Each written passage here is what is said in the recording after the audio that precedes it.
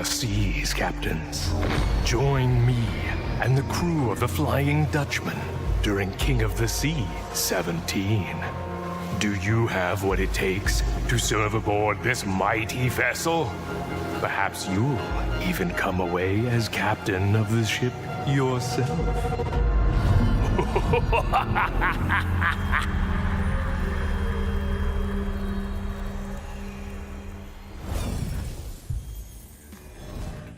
Captains, welcome to the final day of the King of the Sea 17 Internationals. I'm your host, Gaishu Shoku, NA Community Manager and two-time second place COTS champion.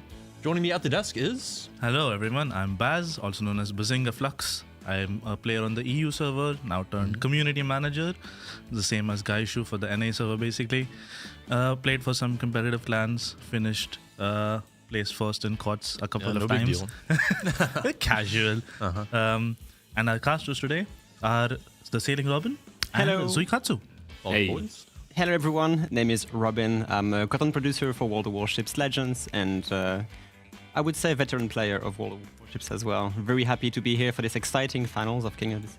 Yep, I'm Zui. I'm from the NA server along with Gaishu. I played on the same clan as him, and I'm excited to be here to cast for you the final day of King of the Sea 17. All right. Well, what do we have on the plate for today? I think we have our last four remaining teams. We have some exciting drops, and we have some announcements as well. So why don't we maybe start off by reminding you guys what the teams are playing for. Today we have a total of $100,000 as part of the prize pool that these four teams will be playing against. The first match that we'll be watching is Tivat versus Oh Boy in the semifinals. After that, we'll move on to watch the final match, where we'll see the winner of the match that we watch versus the winner of Rain versus Resin. Yep. And in terms of what these teams are playing for, this is our largest prize pool yet for King of the Sea. The first place team will be winning 40,000 USD split across their roster. Second place will be taking home 20,000 USD, 12,500 for third place, 7,500 for fourth place, and then $5,000 for fifth through eighth. Now, what can you win at home? Last weekend, we had a few mystery drops. We also had a mission. You could have gotten the Key, the Giuseppe Prevention, the Tromp. And then for this weekend, for today, we have a mission chain that will reward you with blue boosters, as well as a final reward, the unmoored permanent camouflage for Howden Liu. Yes. Which looks absolutely fantastic, and I think we have a short video that we can show you guys as to what it actually looks like. I think it's important to note that this is just a mission chain. So if you complete the Twitch drop, you will be able to complete the mission to get the boosters as well as the camo. Yep. So it won't credit you instantly. You'll have to finish the mission, but I think you'll have about 2 months or so, a little over 2 months to finish the mission, so there's no big rush. We also have bracket predictions going on Discord. Very wide variety of prizes there to win. We have unique bonuses for the top 1%. We have rare bonuses for the top 5%, special bonuses for the top 10%, some more signal containers for the top 25%, king tokens for the top 50%, and the overall best predictor wins a tier 9 premium container. Now, we also have, as I'm sure you know if you've been watching the tournament so far, we have bonus codes available each day. We have 5 of these per day. Each one will straight up give you 60 king tokens and will also enter you into a giveaway that we run at the end of the day for a chance to win a Tromp. Yep. Which will give away 1 Tromp per 1,000 code redemptions.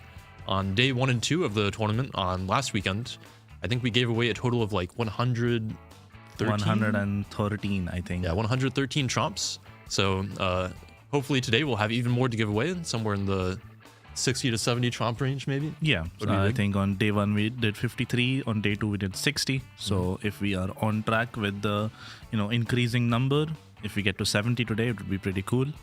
But yeah, in general, a lot of Tromps will be given away at the end of the stream. So remember to redeem the bonus codes and then stick around to the end, where we'll be calling your names out if you have won, and then we'll be crediting them sometime over the next week. And don't forget those tier 9 premium containers as well. We have 3 winners who will win one of those. So good luck. In terms of the tournament so far, you can see our playoff bracket here in the background. We started off with 16 teams in the playoffs. We moved through those. I think Oh Boy was one of the standouts here in the bracket, coming in as EU number 8 seed, defeating ELSR and a number 1 seed, moving on to play Eris in the quarterfinals and knocking them out 2-1. Yep. So they'll go on to play a third number 1 seed today, which we'll be watching. and we'll see whether or not they can keep the streak going. Yeah, maybe there'll be the Grim Reaper meme that we cooked up last weekend. It's important to note, obviously, that Oh Boy, even though they're the number 8 seed, aren't really number 8 seed in terms of performance. Yeah, they have traditionally been a very strong COTS team. Yeah, they have been long stay in EU competitive and are usually much higher placed. In this case, they weren't. But regardless, it's a funny story to highlight that they are currently on track to face the 3 number 1 seeds that are still remaining in the tournament back to back to back. Yep, and speaking of number 1 seeds, we also had some excitement in the lower bracket. Total War Alliance beats STCN 2-0. I think Tidore actually didn't drop a single game this tournament until they ran into their nemesis Rain in the quarterfinals, where they actually were knocked out 0-2. And I think some of the best matches I've ever seen in competitive. If you haven't seen the videos for last weekend, I highly recommend you go watch those games because they were absolutely incredible. I think there's no other way to describe it, especially that second match. Now, so Rain will go on to face the last hope for NA, Resin, in the semifinals. So I'm still on some copium there. There is a chance for NA to be in the final here. So we have the semifinals obviously first up, then we'll be moving on to the final where we'll see either Tivat, Oh Boy face off against either Rain or Resin. Yep. And good to note here that the third place match will take place at the same time as the final. So we will not be able to watch both of them, unfortunately, but we will have 2 best-of-5 series to watch today. Yeah, and we'll keep you updated on whatever results that come out of the other side as much as we can during the mid-game analysis segments. So if you feel like you're missing out, we'll at least keep you informed about the results. Yep. All right. How about Tivat versus Oh Boy? How do you feel about this matchup? This game is going to be really interesting. I'm really, really excited to see Tivat actually, because we have yet to cast them from the official stream so far. And so far in the tournament, they have been really good. They have been having a really strong performance. And obviously, being the number 1 Chinese seed paints a really good picture, because you would like to see them make a deep run into the tournament.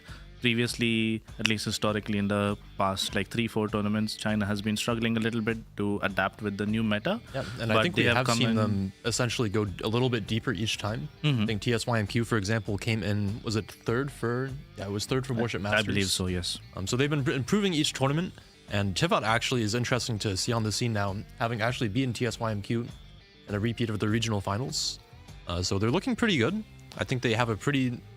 I'm actually not sure who's favored in this matchup.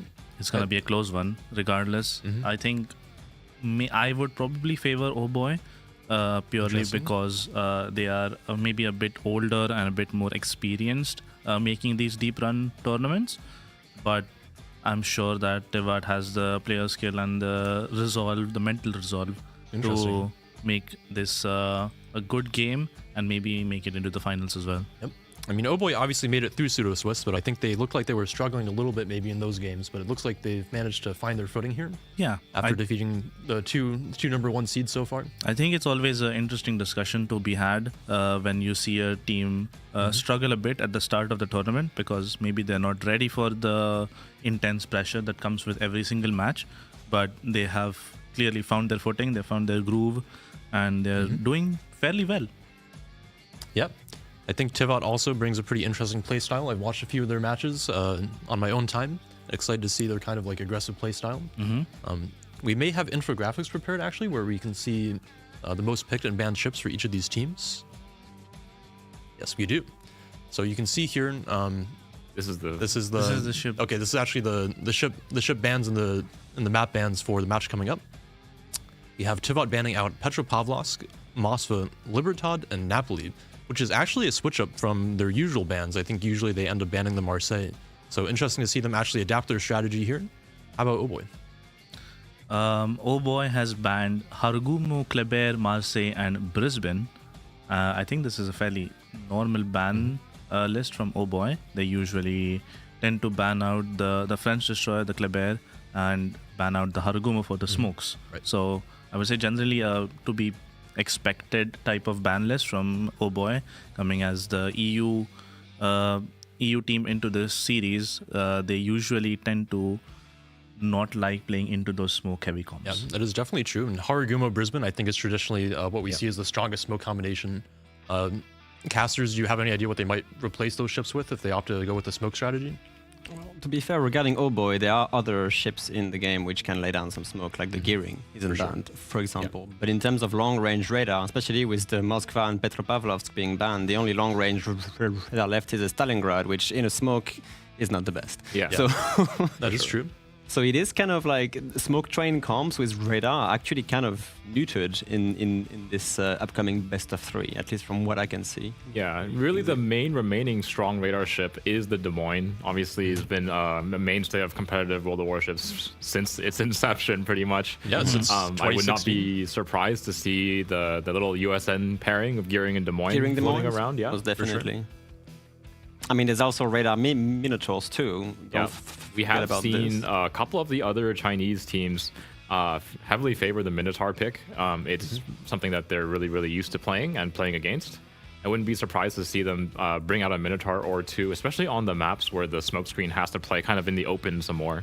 And with the Napoli and Marseille ban, there's only like just a couple more super heavy cruisers which can overmatch Minotaur at this point, and it's going to be Stalingrad and probably another one I'm forgetting. So yeah, There are a you couple could see Minotaurs of, out there. There are a couple of other cruisers that have that overmatch capability, but really the main one you're looking at is Stalingrad. Now that Napoli and Marseille are Then I believe taken out. Yeah. Goliath or something with AP or Henry IV, but at the same time, like rare Not to see super these. popular. No, it is not. Yeah, No. I mean, I think we definitely have the possibility of seeing some Stalingrads here, especially with that Moskva and Petropavlovsk ban. Interesting note, I think Moskva is actually the most picked ship of the tournament. It is across all teams. by far.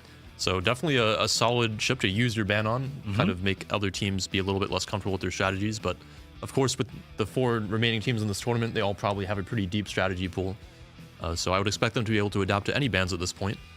But also interesting to note things like the Libertad being banned. How do you feel about battleship bans in general? They are interesting. I think we made a point about this last weekend where teams are generally very shy to ban a battleship with their 4 bans. And that's, I think, primarily because you can fairly easily play around the battleship pick. Right. And the usually the more impactful bans, in my opinion at least, have been the destroyer or cruiser bans, where you're banning a ship that you know the enemy team really likes to play. Right, like or if, for it will example, be built around. if you ban away the Clever and Marceau, for example, there really isn't a one-to-one replacement for those ships. Yes. Where you can take something like a Delny, but it doesn't quite fill the same role.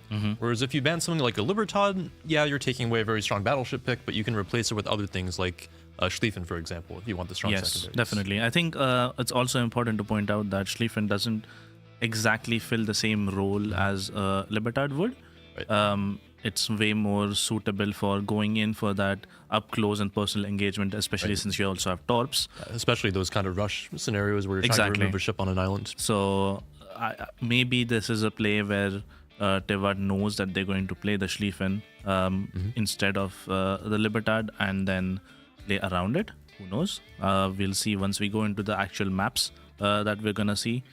But regardless, it's a good decision in my opinion. I think they probably looked a bit into the wards and saw how Oh Boy wants to play and what type of compositions they've been running previously. And it's probably some sort of counter pick or disruptive ban. For sure. I would definitely expect both teams to have done a fair amount of research at this point and be tailoring their composition, their bands, I would say etc., so, to what the other team is expected to bring. So just a reminder, guys, we do have codes available, and here you can see the infographics. We have the most banned map from Tevat being Land of Fire, the most picked map being Shattered. So I think we saw Oh Boy actually banning out Shattered, which Yes. makes sense. I believe they did. Yep. You can see on Oh Boy's side, again, their most banned map is Shatter, so not a surprise here. They actually prefer picking the Moskva, as you can see, and the Petro, so the Tevat bans definitely make sense in light of that information. I think the top 3 ships that Oh Boy picks are all banned in this case. So definitely looks like a disruptive ban list from Tevat. Probably forcing Oh Boy to play something that they're not super comfortable with, but in general, I don't think it matters as much. I'm sure these teams are more than capable of switching up or adapting their strats to the ban spore map and match as well. But in general, I think these teams should have enough strategies as well that don't revolve around specific ships and that can be very flexible. Yeah, interestingly enough, I think this is actually the first time that we've seen Tevat deviate from their usual 4-ship bans. Yeah. Prior to this match, they had banned the same 4 ships, which I believe were Marseille, Brisbane, Napoli, and Cleburne. And they've actually switched that up to ban the Mosso and Petro this time. Yeah, it's an interesting one. I think Tevat might be going for the, we ban the enemy team's most picked ships, whereas Oh Boy is playing their own game where they don't really care too much about what Tevat is going to ban. They just don't want to play against specific ships. Yeah, and you can see, I think that Oh Boy actually did pick a couple of their most banned ships there for the ban. For example, the Harugumo, it looks like they're much more comfortable playing that gearing, for example. Yeah. So I think that makes sense in terms of the overall tournament strategy that they've been running so far, but maybe a little bit less of that adaptability versus the Pacific team that they're playing. Possibly. I think it's also important to note that Des Moines is open. Yep. So it's very likely we'll see gearing Des Moines smoke. But in general, I think both teams have enough options available to play with the smoke or to play in open water. There's plenty of ships still available. Yeah. And if we can, we should probably go over the maps that each team has picked in this best of 5 here. Maybe get a little bit of sense as to why they might have taken those specific bans and what strategies they might run on the maps upcoming for the tournament here. It looks like we do have the information available. So we'll just give them a second here. We do indeed. So the first map is Sleeping Giant, picked by Tevat. Second map is North, picked by Oh Boy. Third map is Trap, picked by Tevat again. Oh Boy picking Warrior's Path, and the decider is going to be Hotspot if we go to the game 5. Right. So I think a fair amount of these maps we've seen in the tournament so far, especially, for example, Sleeping Giant. We've seen a couple of games on North, not too many. We've seen a few games on Trap. Warrior's Path, we actually only saw one map on, I believe, which was Rain versus T2A, one of the most exciting series that we saw. Yes. Definitely. So definitely interested to see if we go to a game 4 here, if Warrior's Path will be as exciting. And then Hotspot rounding it out. Certainly interesting. Yeah, I think it's also interesting to note that Sleeping Giant currently is the most played map and the most picked map in the tournament. And Shatter is the most banned map. I guess that is to be expected. Yeah. But also something that is not related to picks and bans is that North, the map with the most amount of caps in the pools currently, is the shortest duration map. So I think on average the game lasted like around 10 or 11 minutes. Yeah, I think that definitely makes sense. I think even though the tick rates of the caps are adjusted to account for the fact that there are 5, when a team controls 3 or 4, it will just end the game faster. Definitely. It is more caps and also an equal amount of caps. Yes. Meaning that there's going to be a lot more 3-2s. Yeah, than any usually other one maps team in will have there. the cap advantage. Exactly. Yeah, and North is a map that's been, despite the new cap layout, it's been a map that has been in competitive for a very, very long time. So teams are very experienced playing on it. They know all the angles between the islands and stuff. So yeah, definitely familiar with the map geography at least. And for Sleeping Giant, I feel like even though the cap layout has been switched up with the A cap being out of the Thunderdome and the 2 home caps on the east, I think we've mentioned that it plays very similarly to how COTS maps have been played in the past. So maybe it lends itself more towards that kind of traditional COTS gameplay, then teams are a little bit more comfortable on it. I would say so as well. Yeah, I think most teams are very happy to play Sleeping Giant in this format, and they feel very comfortable with the layout as well. With that being said, I think our first code of the day is ready to be shared, and this code will be active for a set amount of time. We won't disclose the exact amount of time, but if you are here, then you should definitely remember to redeem the code. Yep. We can show it on screen. Just remember, the code does give you 60 King tokens straight up. You can spend those in the Armory in the King of the Sea event. This code will be the first one of the day, COTS 117 Flying Dutchman. Remember, the unmoored permanent camouflage for Howden Leo is inspired by the concept of the Flying Dutchman, so we hope you're excited to earn that skin and redeem this code, because it will give you 60 tokens as well as 1 ticket into the giveaway at the end of the day, where we will roll probably a lot of trumps as well as 3 tier 9 premium containers. Indeed. All right. We will be moving into the first match here shortly. I believe our teams are ready. So before we send it away to our teams, why don't we go ahead across the desk and give some quick predictions for our first series of the day here. Why don't we start with Zui? Sure. I think this is going to be a 3-2 for Tevat. Tevat came out first in the first among all the Chinese teams, beating out the consistent, I would say, first seed TSYMQ, which was eliminated earlier in this tournament. TSYMQ has been getting stronger and stronger every single tournament they participate in, and Tevat obviously has made it to the top 4, and I'm pretty sure they have what it takes to go on to at least the finals. So you expect a full best of 5 then in that case. Well, I will trust your high expertise in these teams, but yeah, it's just that considering that Oh boy has been on a slaughter run. Yeah. Let's see what they have in store. But yeah, Tivat being number 1 CN, I would like to try for them to go into the finals. That would be kind of interesting. What do you think, Aisha? For me, I think I'm going to go for a 3-1 for Tivat. Okay. I think that they've shown some pretty strong gameplay so far in the tournament. I'm excited to see what they bring to the series, and I think that given the fact that they did beat out TSYMQ not only in the regionals but also in the internationals here, shows they have what it takes. Okay. I think I am leaning a bit more towards Oh Boy. So I'm going to say 3-2 to Oh Boy, purely because I would like to see the meme continue. But in general, I think these two teams are very well matched up against each other in terms of skill and in terms of the preparation, probably. So I'm expecting this to go to 5 maps as well.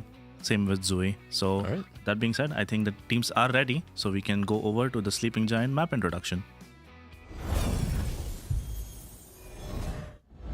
A colossal battle between opposing fleets will soon unfold here amongst the waters of the East China Sea. The residents of these islands will shortly bear witness to the thunder and flash of combat, and only one team will sail away victorious. This is Sleeping Giant. Sleeping Giant is a 48 by 48 kilometer domination style map with 4 cap points running from west to east. The A cap is on the left, B is in the center, and C and D are on the right. In this new iteration, both team spawns have moved from a central position to a north and southwestern spawn position, offering a wealth of new strategies for teams to execute. Cap A on the left is fraught with danger. Shifted from its previous position inside the Thunderdome to being centered on the tip of the island on the 1-2 line, a daring destroyer player can hug the island to take the cap quickly, but will face a treacherous journey to escape afterwards. In the center, capture area B is just as perilous. Completely open with plenty of places for radar cruisers to hide nearby without being spotted, it is commonly left uncaptured until the mid and late game. Cap C and D on the right provide an intriguing choice to teams. Pick up just their home cap, deploying radar and kiting ships to protect it, or risk it all on a push down the 9-10 line to gain control over both caps and the potential win. Sleeping Giant has a long history in King of the Sea since its return in King of the Sea 13. Many tightly contested and challenging matches have been fought on this map, which begs the question, who will be the victor this time? 18 ships, 2 teams, 1 victor. It's time to play Sleeping Giant. Alrighty, and welcome to Game 1 between Tivat and Oh Boy. It is going to be on Sleeping Giant. Spawning in the north, it is going to be Tivat. Their comp, they've brought a Colombo, a Loria, 2 Des Moines, a Stalingrad, 2 Gearings, a Delny, and a Marceau. What about in the south side here? Oh boy, it's kind of interesting. They seem to have brought kind of a 1-to-1 composition here with a double Cristoforo Colombo, double Des Moines, Stalingrad, Gearing, Delny, Marceau, and another Marceau. So the only thing that differentiates is just one Colombo versus Deloria and just a Marceau being swapped out. Yeah, and again, Sleeping Giant is a map that has been played many, many times in competitive, so it's no surprise to see the teams having a fairly similar understanding of how to play the map. Oh yeah, and on Oh Boy's side, we already see a double Marceau Wolfpack just speeding towards the D cap here, followed by the Gearing Des Moines Smoke Train, double Des Moines actually. Oh Boy sending a double radar coverage plus 1 Colombo, so a very heavy force from Oh Boy going towards the D cap here. Yeah. Across the way here, it is going to be Tivat. They're also fairly strong towards that CD side. Both of their battleships making their way towards that home cap, so we might see a kind of a big clash over on the C side. Unfortunately for Oh Boy, Tivat is bringing a radar of their own. One of the Des Moines is headed out towards that A cap, so they will most likely have a pretty big advantage here. Let's see if Oh Boy can exploit the little slight weakness in numbers. And maybe early encounter going on here. The Tivat from the Marceau from the Tivat maybe about to spot the Delny eventually. That Delny is kind of alone on this entire 1 line. They've only sent Boto from Oh Boy to basically be like a spotter kiter. Delny can do a half decent job at this, but versus the amount of forces that Tivat has brought here, he will have to be very careful about the upcoming engagements. Yeah, and he has now just lost his speed boost, so probably doesn't want to engage without that. No, not really. I mean, he is far away from the Stalingrad's radar. The Tivat Stalingrad actually burns the radar, just unfortunately not enough range on that. So one Yep. radar being burned by the Stalingrad A already. little bit of an info radar. He does catch the Oboy, Colombo, and Stalingrad, so they have an idea that this is a very, very weak flank from them. So they should be reasonably well prepared for. Ooh, when we see the engagement here, first engagement here. double Marceau sending it out on the Delny from Tivat here. These two Marceau are going to be a bit of a annoyance, I guess, from this big Armada push from Tivat. But they have to be careful about how they trade their Yeah, HP, let's because take a there's a look at lot these of things coming in First on shots Danier out here. of that Loria do not connect on the Marceau.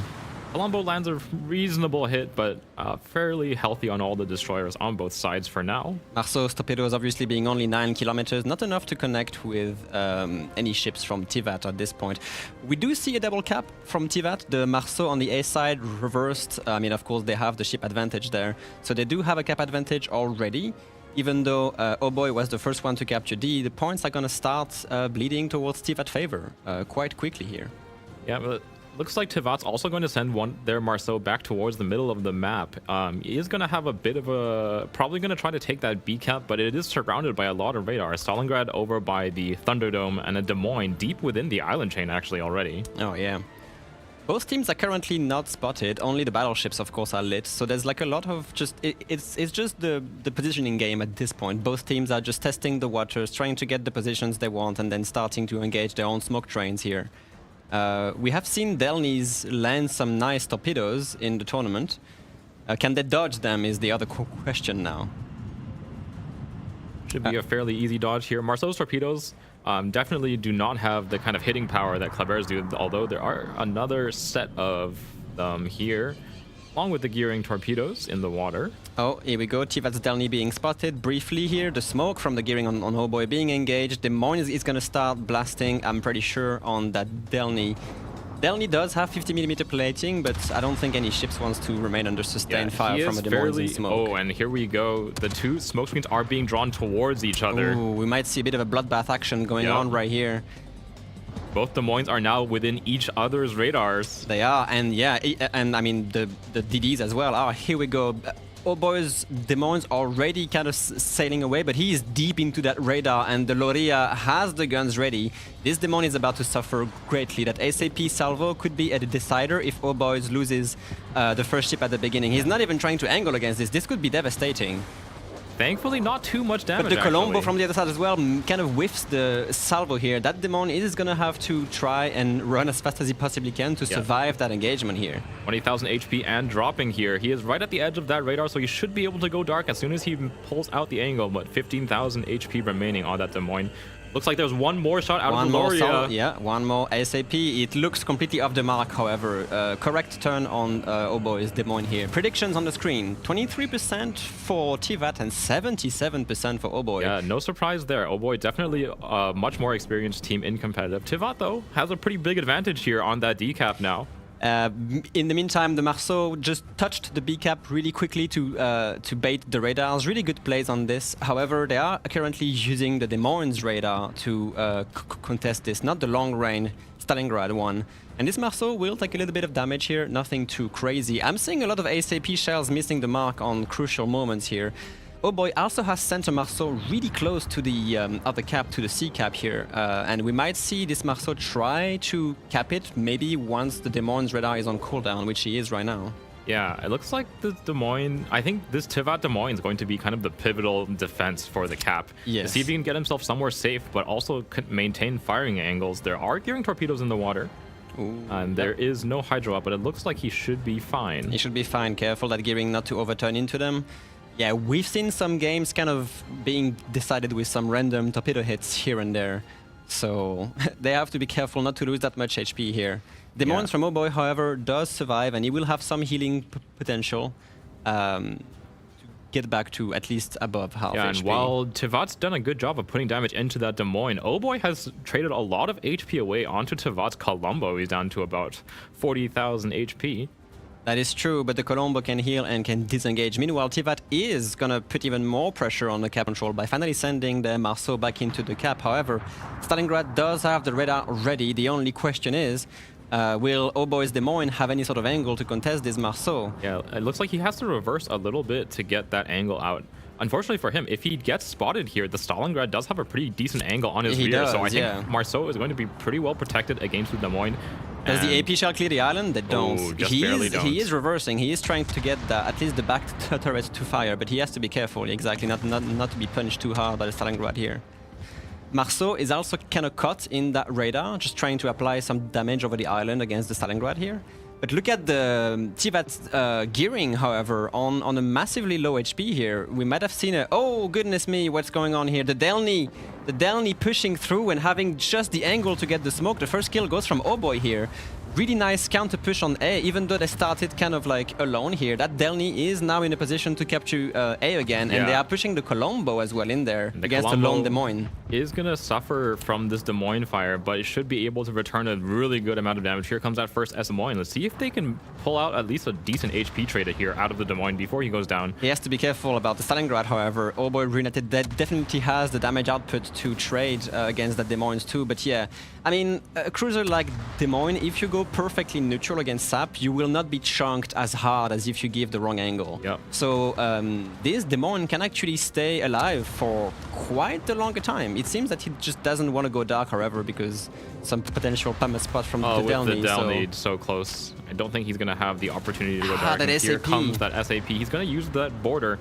Just going to double check to make sure he is running that Legendary mod. Legendary mod Des Moines is uniquely very strong on the border of the map. It retains a lot of its acceleration. It can move around pretty freely, even while riding the line. It is a kind of a weird strength of the unique upgrade. But it feels like this Des Moines is basically on a timer. He will eventually die because it is a 3v1. He might perhaps just put the Colombo at such a low HP that battleship will be suffering. But look at what Delny is doing. He's not really trying to get into the cap to assist this. So this Des Moines is basically free to reset the Colombo basically forever. Yeah. He will be forced to leave range, though. Des Moines, obviously, not having the greatest of maximum range, only 15.8 kilometers. So if they can force him far enough away, he will not be able to reset the Colombo anymore. Delny picking a fight that is a little bit hard to win. Des Moines only has the back turret in play, but let's just try to see what else is going on around here. We do have a double Marceau kind of reversing into each other, but Oh Boy's Marceau is kind of cut deep into the Stalingrad's radar from Tivat We and have under a fire. radar over on the 10 line now. Again, this is the kind of main engagement between these two teams. Looks like there's a bit of danger for Tivat. Delny is running that heel, is just about to leave the Des Moines radar range, so he should be going dark now. I think he'll be able to survive. That Des Moines is still up on 15,000 HP. He has 10 seconds left on his heal, the Tivat's Des Moines on the one line, so he is actually surviving for a much longer time here. Stalingrad trying to get this long salvo into it, Yep. fails to make any Does have his connection. heal running now. Here comes the shot from the Colombo. This is going to kind of determine how much longer he has left to live. No! Very Oh, nice here we go. shot Now coming it from the connects Colombo. So finally. 5,000 HP remaining, and the Des Moines should be on his last legs here with his heal running out. Oh Boy about to pick the second kill of this game, putting Tivat kind of on the back foot because honestly, none of the ships from Oh Boy are massively in danger. The smoke trains are kind of cancelling each other on the 9-10 line, Yeah, but at the Tivat same time... has forced Oh Boy's smoke screen all the way back towards the kind of the eye line here, but they are not able to pick up these kills, and they have so many ships committed over on the line. We are seeing Tivat's Colombos pushing kind of aggressively on the decap here. The Des Moines finally goes down on the one line. That's going to basically I believe free they're up the going to cap here. lose the Stalingrad over by the Thunderdome as well, suffering greatly from the Marceau fire, actually. Oh, very, yeah. very good at burning down those heavy cruisers. So this is kind of it is looking kind of bleak for Tivat right now. They had the cap control and the point advantage for a long time, but now Oh Boy is kind of making the moves necessary to try and lock down that game for And themselves. Tivat's Marceau now caught between the two forces of Oh Boy, the pushing Colombo and Delny, as well as the Marceau and Des Moines from behind, so there's no real way for him to go dark. There's no escape, essentially. Here comes the SAP sap on the Marceau, and that's a lot. 16 guns. The SAP obviously is limited to how much damage it can deal to destroyers, but with 16 barrels. Plus, like, the alpha of SAP is slightly higher than a normal AP Yep. shell, so yeah, this Marceau is definitely going down at this point. Meanwhile, Oh Boy's Marceau going into B. We do see a Colombo from Tivat trying to make some sort of moves here on this, but Oh Boy is ready with their own Marceau just to basically cancel any kind of push against this. Yeah, does find a reasonably good shot into the rear. They finally do take down that Des Moines, but I believe they'll trade the Delny They for might it. trade the Delny. Yeah, that Gearing is definitely capable of getting this, and he has a smoke ready, so he can just disengage the moment that the Delny goes down. He does. Tivat does have a smoke screen ready from. A They do radar pick him ready up anyway. in the Des Moines if the Gearing disengages. So they might trade this, but at the same time, oh goodness me, the Marceau's torpedoes connecting with the Colombo at the same time. Yeah, this is a bit of a disaster going on for Tivat right now. And oh boy, Tivat will pick up the Gearing here to extend the game, but I don't think they really have any No, way they don't. to return onto the map. There's Game just is too much essentially map over. control coming out of Oh Boy and Tivat. I think they committed really, really hard on that 10 line and were only managed to pick up the Des Moines kill at the very end of the game. So that is going to be a pretty clear victory for Oh Boy here on Sleeping Giant. yeah, and actually kind of not really any massive flaws made from Oh Boy on this first game. I mean, we were mentioning that both these teams have large experience on playing on Sleeping Giant. It feels like Oh Boy had just a better control overall. Even if the early game looked a bit pressured on them, they had the exact required reactions to just turn this game around without really breaking too much of a sweat as far as I can see. Yep, definitely pretty one-sided game here coming from Oh Boy. Obviously gave out a little bit of cap control early on, but then they traded HP so well, just had all the good positions, and obviously making good use of their two Marceaus to kind of just deal the damage to the Colombo and the Stalingrad to take away those key positions for Tivat. Congratulations for Oh Boy for winning this first game of this best of 5 series.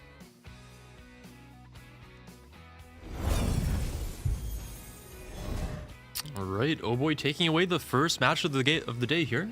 They looked very strong in that game. I want to say that the early game, like I think Robin mentioned, did look rather favored for Tivat.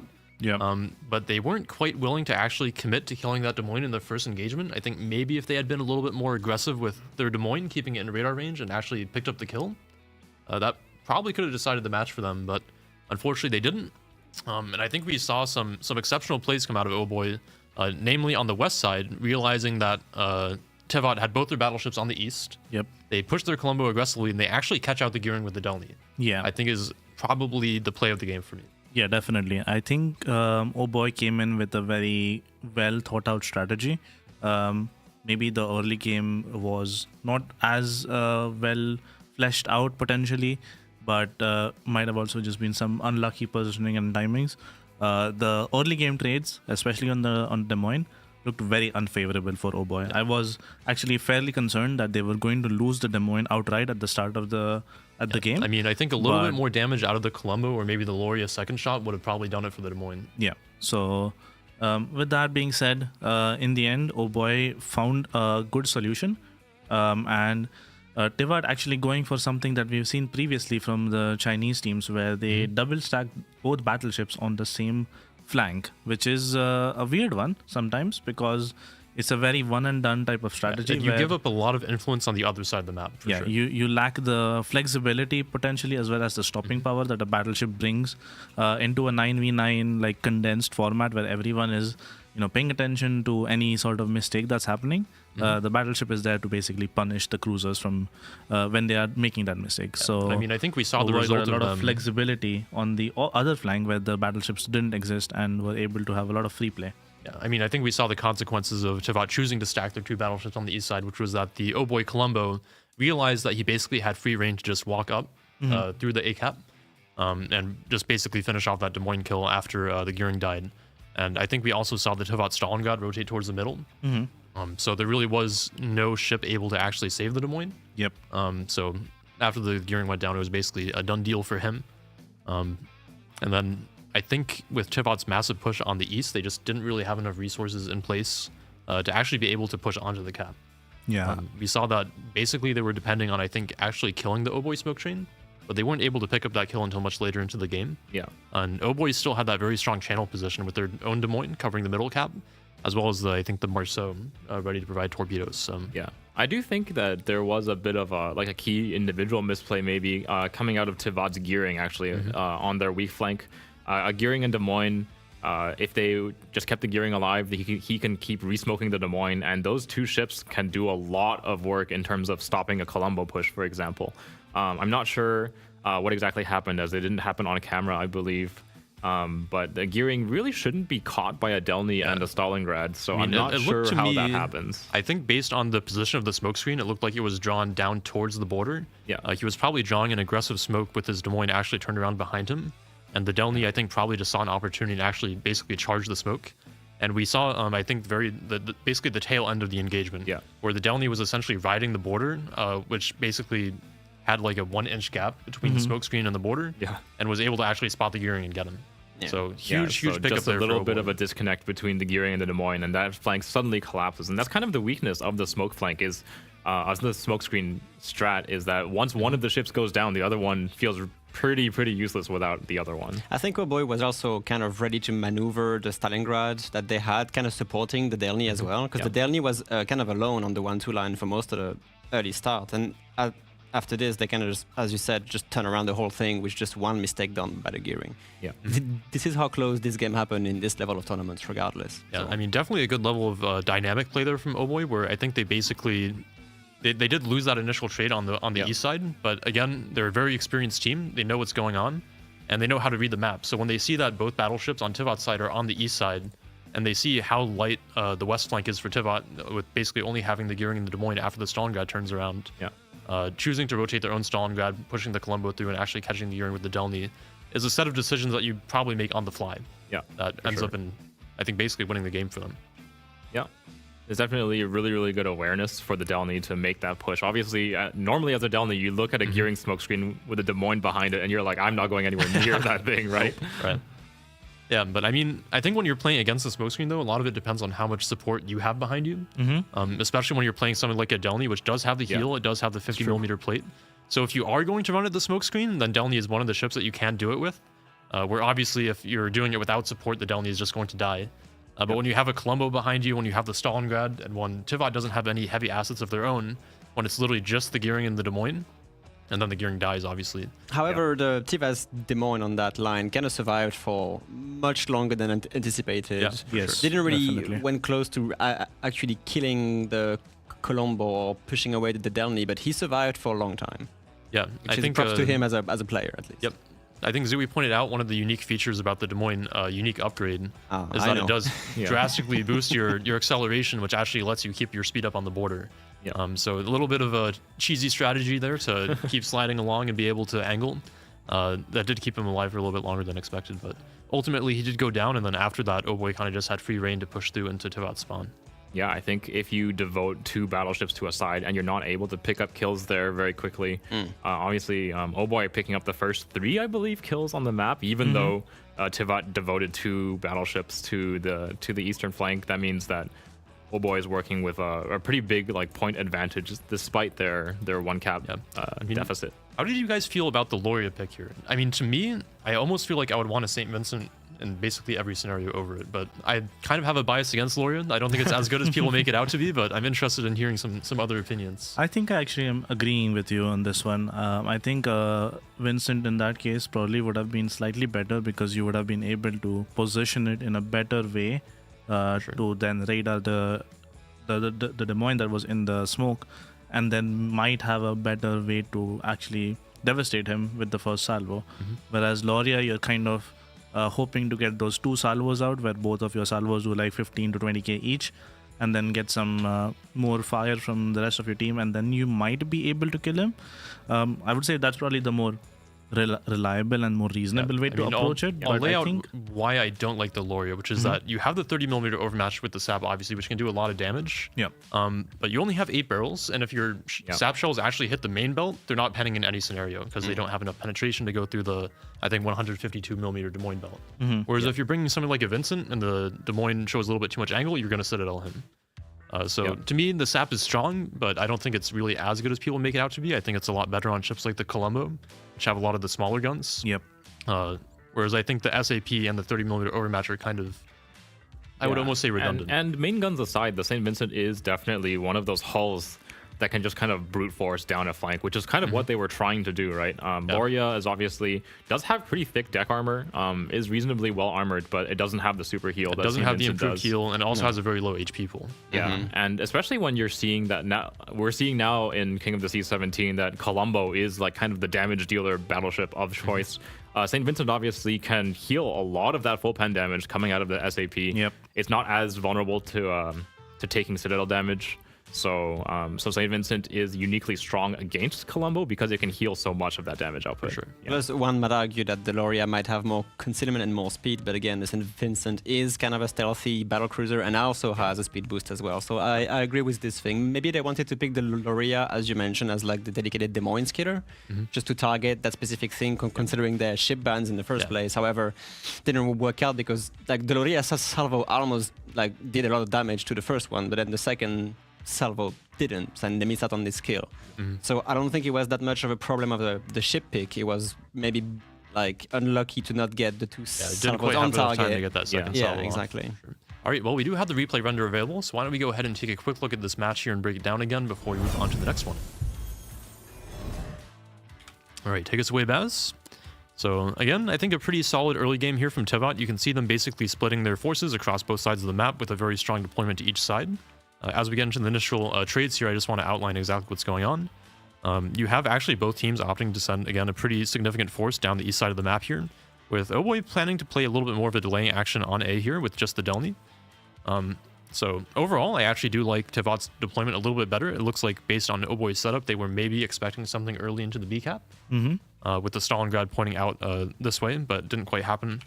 But again, you'll see that Oboy does react very well on the fly to things like this. Yeah, definitely. I also really like the idea behind these two Marceaux that are basically going immediately to contest the home cap of Tevat.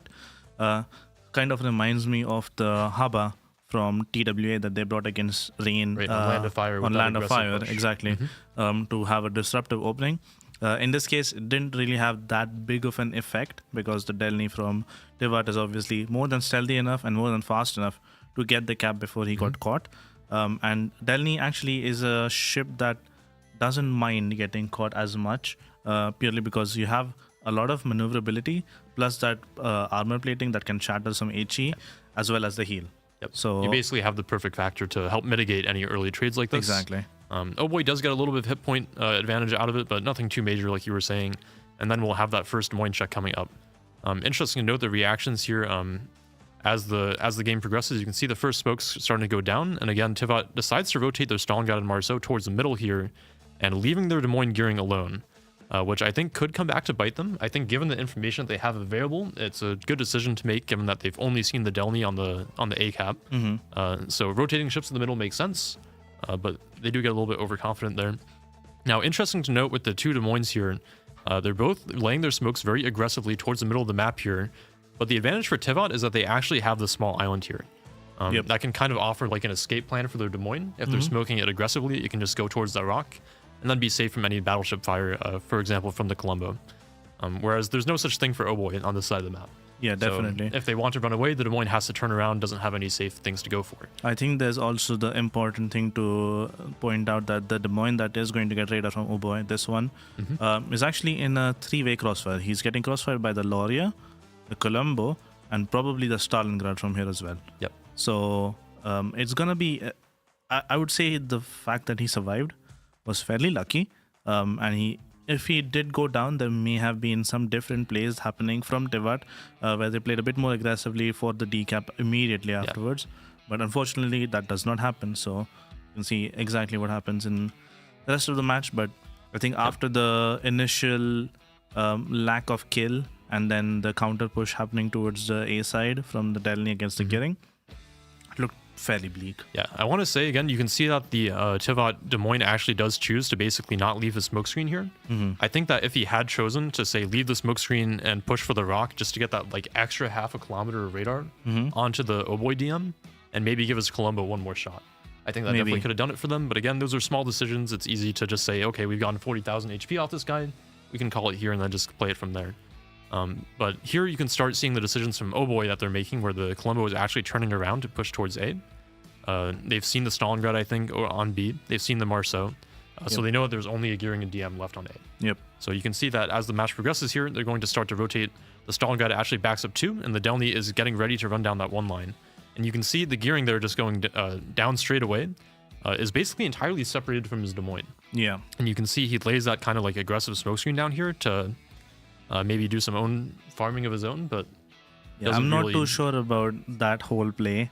In general, especially as a gearing or any smoker that you're pairing up with a radar cruiser, you generally should never leave the side of your cruiser unless you're going for spotting explicitly, which is after you have laid the smoke already.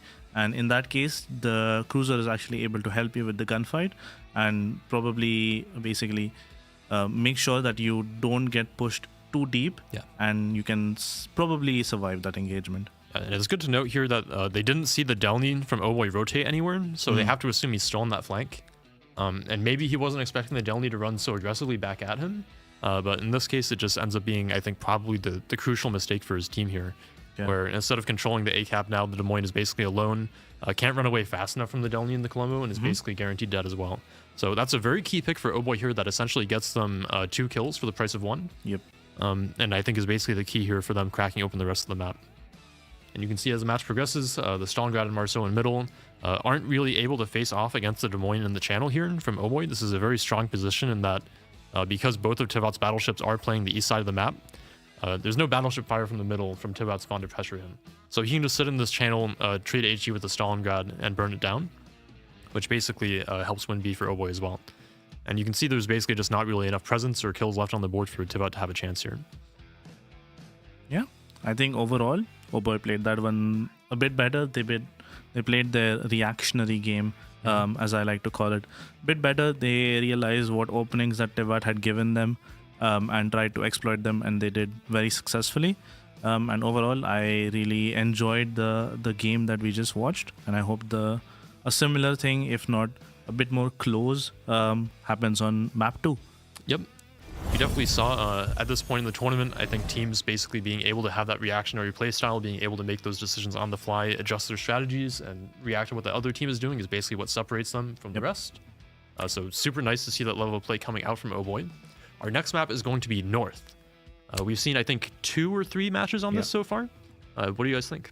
It's actually kind of interesting because we didn't really see like a cap-focused engagement in the previous map. It was more like a rotation and kill focus, especially coming from Oboy. However, North, and I'm sure you'll agree, Zui, is more inclined to be a cap control focus just because there's 5 caps and not 4. Like it's really important to get control of those caps really early, and they do spawn fairly far away from their home caps, so there's definitely room for aggression here, and I think that's going to be where Tivat kind of finds their opportunities. Is obviously they've been inclined to play pretty aggressively, and on North, I think there's a lot of avenues for that to happen, especially on that home cap.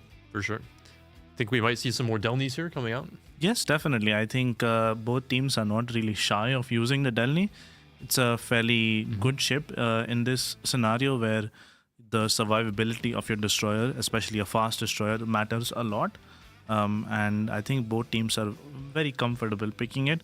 We saw it played, I mean, honestly, fairly well by the Tivat Delny at the start, where he was facing off against 2 Marceaus, and I think he traded fairly favorably for the amount of damage that was coming towards him. Especially given that he has a heal to recover most of that. I have to say, I think we first saw Delny come onto the scene, probably about a year ago, maybe a year and a half? Yeah. And I was not a fan. Yeah, it was an interesting pick. I think one of the Asian teams was the pioneer for it, and then it propagated through to EU, and then to, I think, NA is the final. Yeah, it's been interesting to see. I think Resin is one of the only NA teams to have really fully adopted the Delny. It's actually their most picked ship in the tournament so far, which I found to be extremely surprising, but definitely interesting to see. We're ready for the second match here, so why don't we go ahead and play the North introduction video and get ready for our second match of the day, and we'll see you in game. The rocky shores of the North Sea comprise the setting for a titanic clash of enemy fleets.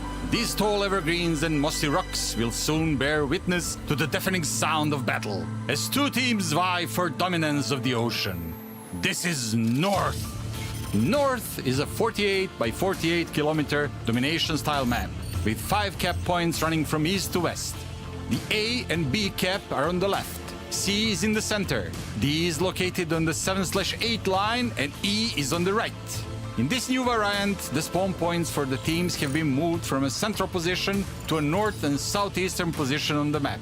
Cap A and B on the left are the most open and accessible on the board.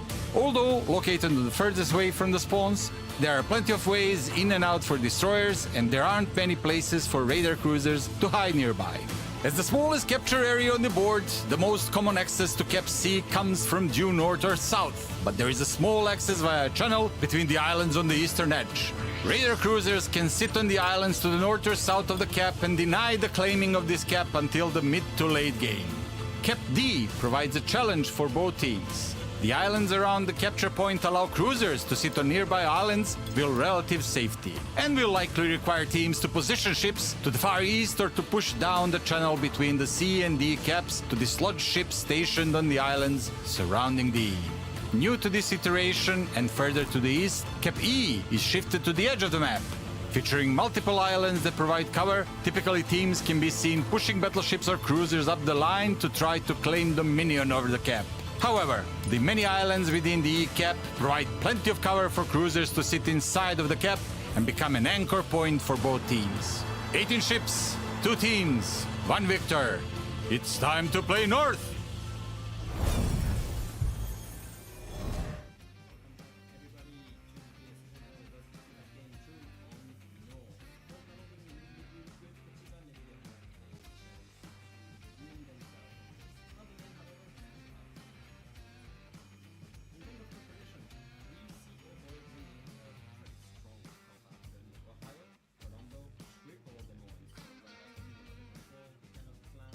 Yeah. Very powerful hydrostatic. What do you see? On the Tivat side, it is going to be a Schlieffen, a Loria, a Des Moines, a Stalingrad, a Svea, a Shimakaze, a Delny, a Daring, and a Marceau. The Svea, definitely an interesting pick, is one of those cruisers that's able to do a lot of damage to the entrenched Des Moines positions, but it's not quite good at kind of holding down a flank by itself. We do have Des Moines coming down towards the C cap here. It's going to be kind of a Des Moines on Des Moines action on north. Pretty even between the two teams in terms of where they're deploying. We have a quick cap towards the C side. The Marceau and the Delny of Tivat going out towards the E cap, so quite a bit of a speed advantage to them over the Z42 of Oh Boy, which has now reached the cap. I believe Robin's having some difficulties here, so we're gonna be alone for the beginning of this one. They are going to be backed up by the Schlieffen, so again, Tivat is being really aggressive on the 910. So first cap going the way of Tivat.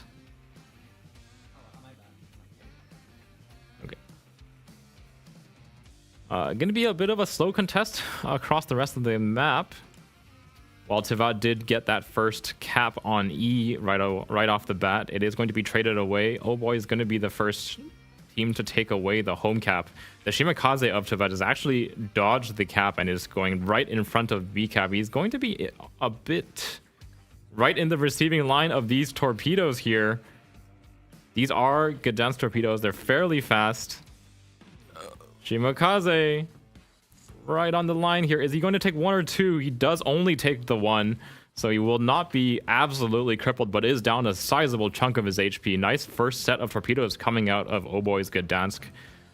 And again, it is going to be a fairly slow cap as Tivat Shimakaze dodged the cap. They know that he is there now. That's, I think, unfortunate for Tivat as they were trying to hide the fact that they have a destroyer here. The only issue is that the Gdansk also has full radar range of that Shimakaze, so the moment that Gdansk gets spotted, the radar will be burned. Sorry, and the Shima from Tivat might be in even more trouble.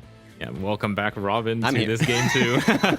It was a mistake on my side. I don't understand what the mutant microphone is, to be honest. Yeah, kind of a dangerous play here from this Shima. He is trying to, of course, burn some... to burn some blind torpedoes on this Gdansk here. But yeah, no radars being burned just yet. We do see kind of a contesting thing going on at the E cap. The Z42 with the sonar here.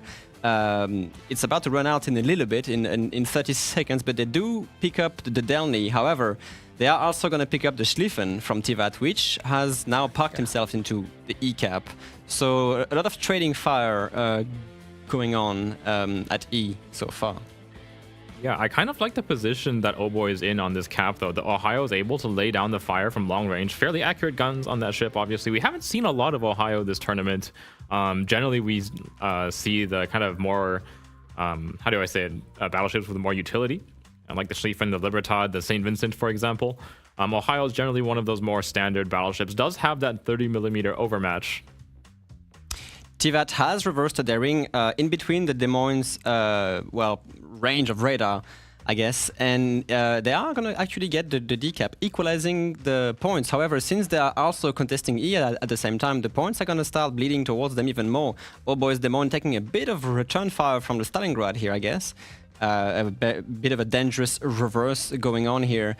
And yeah, the points are going to be slowly going towards Tivat favor with that D-cap control, and they don't really have any assets to take it back, with the Des Moines Sonobleach here just getting such an aggressive position. Maybe what they want to do actually is put this Des Moines right here to get a direct line of sight on the Z42. Yeah, they're just waiting for range on their next spotting here. To get that Z42 out of the cap. Looks like 72% of you voted for Oboy again. Actually, surprisingly, a little bit further towards Tivat compared to before. Gdansk about to take a Shima torpedo. No, he evades it. Sorry, it looked a bit bleak on my screen. That Gdansk has to be careful. He is facing Svea and Shimakaze's torpedo.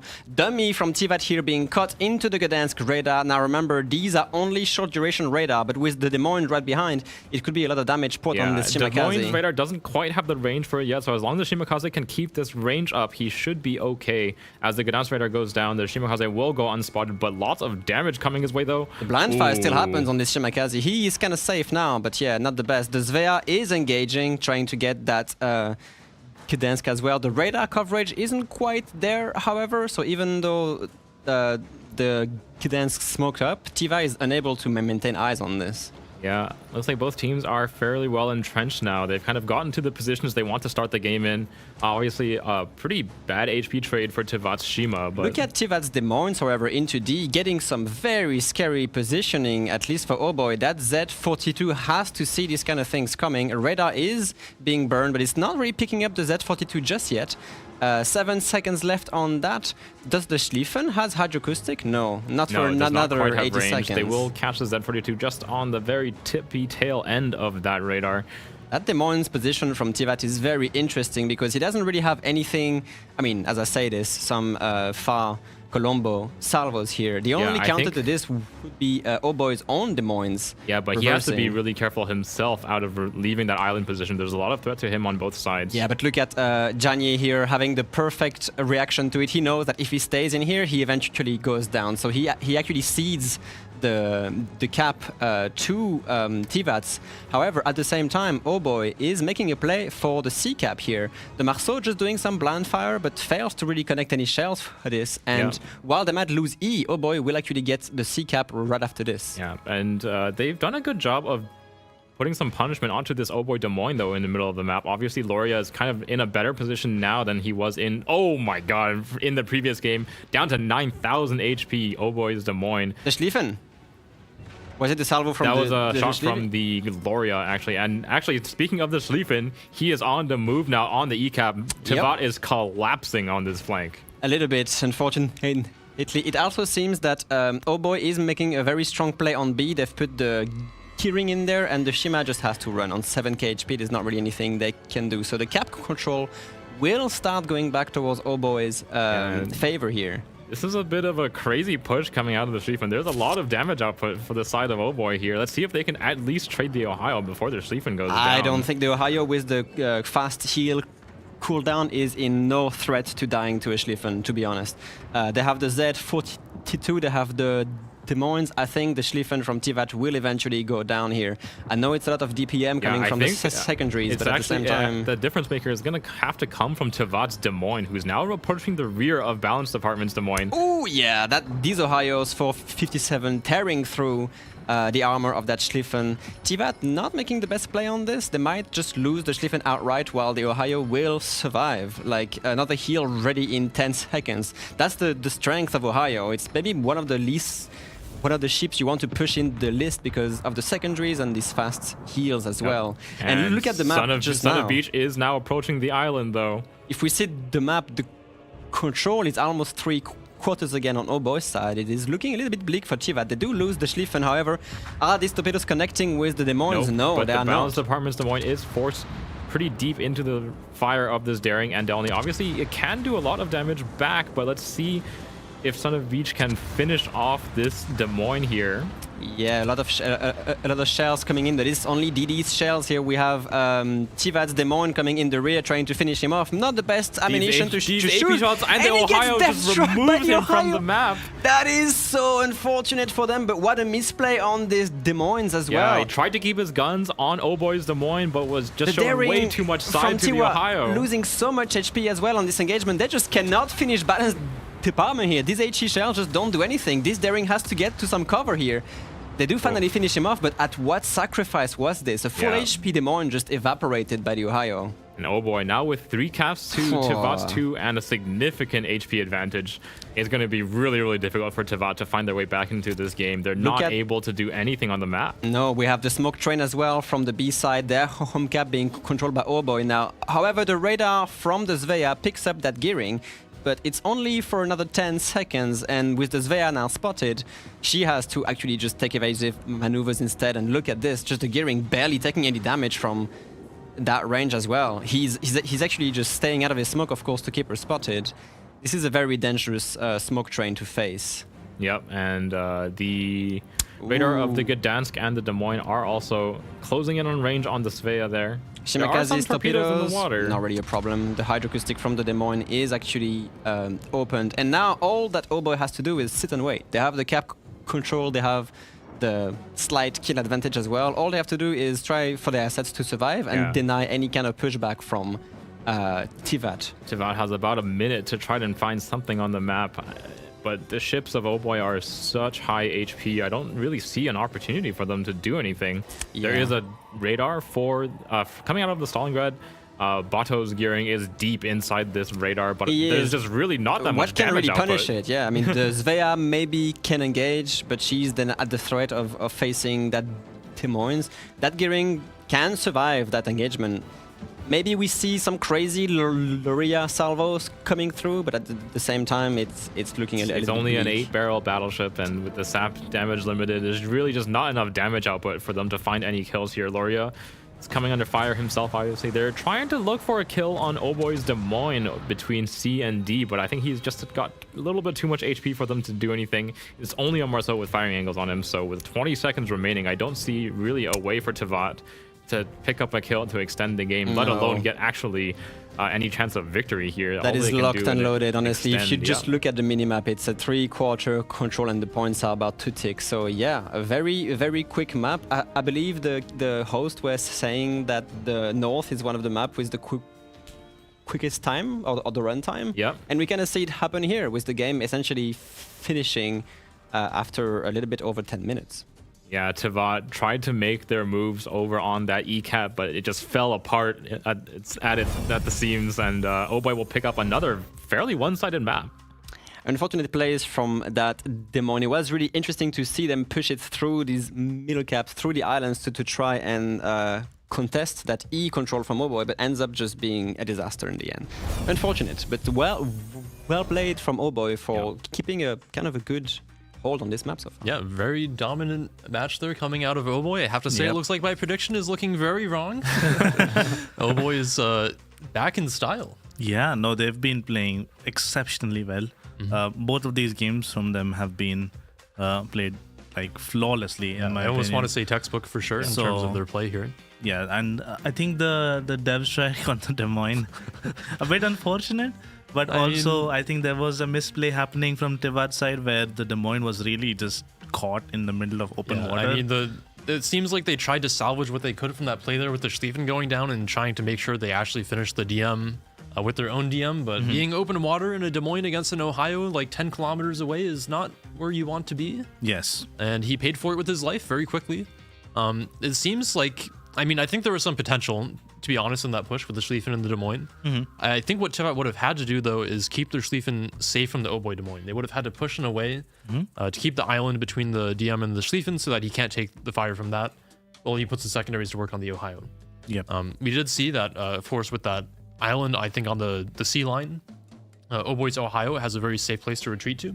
So I don't think he was ever really in danger of dying, but they could have at least pushed it away, gotten the position, and then maybe picked up the Des Moines kill on the rock.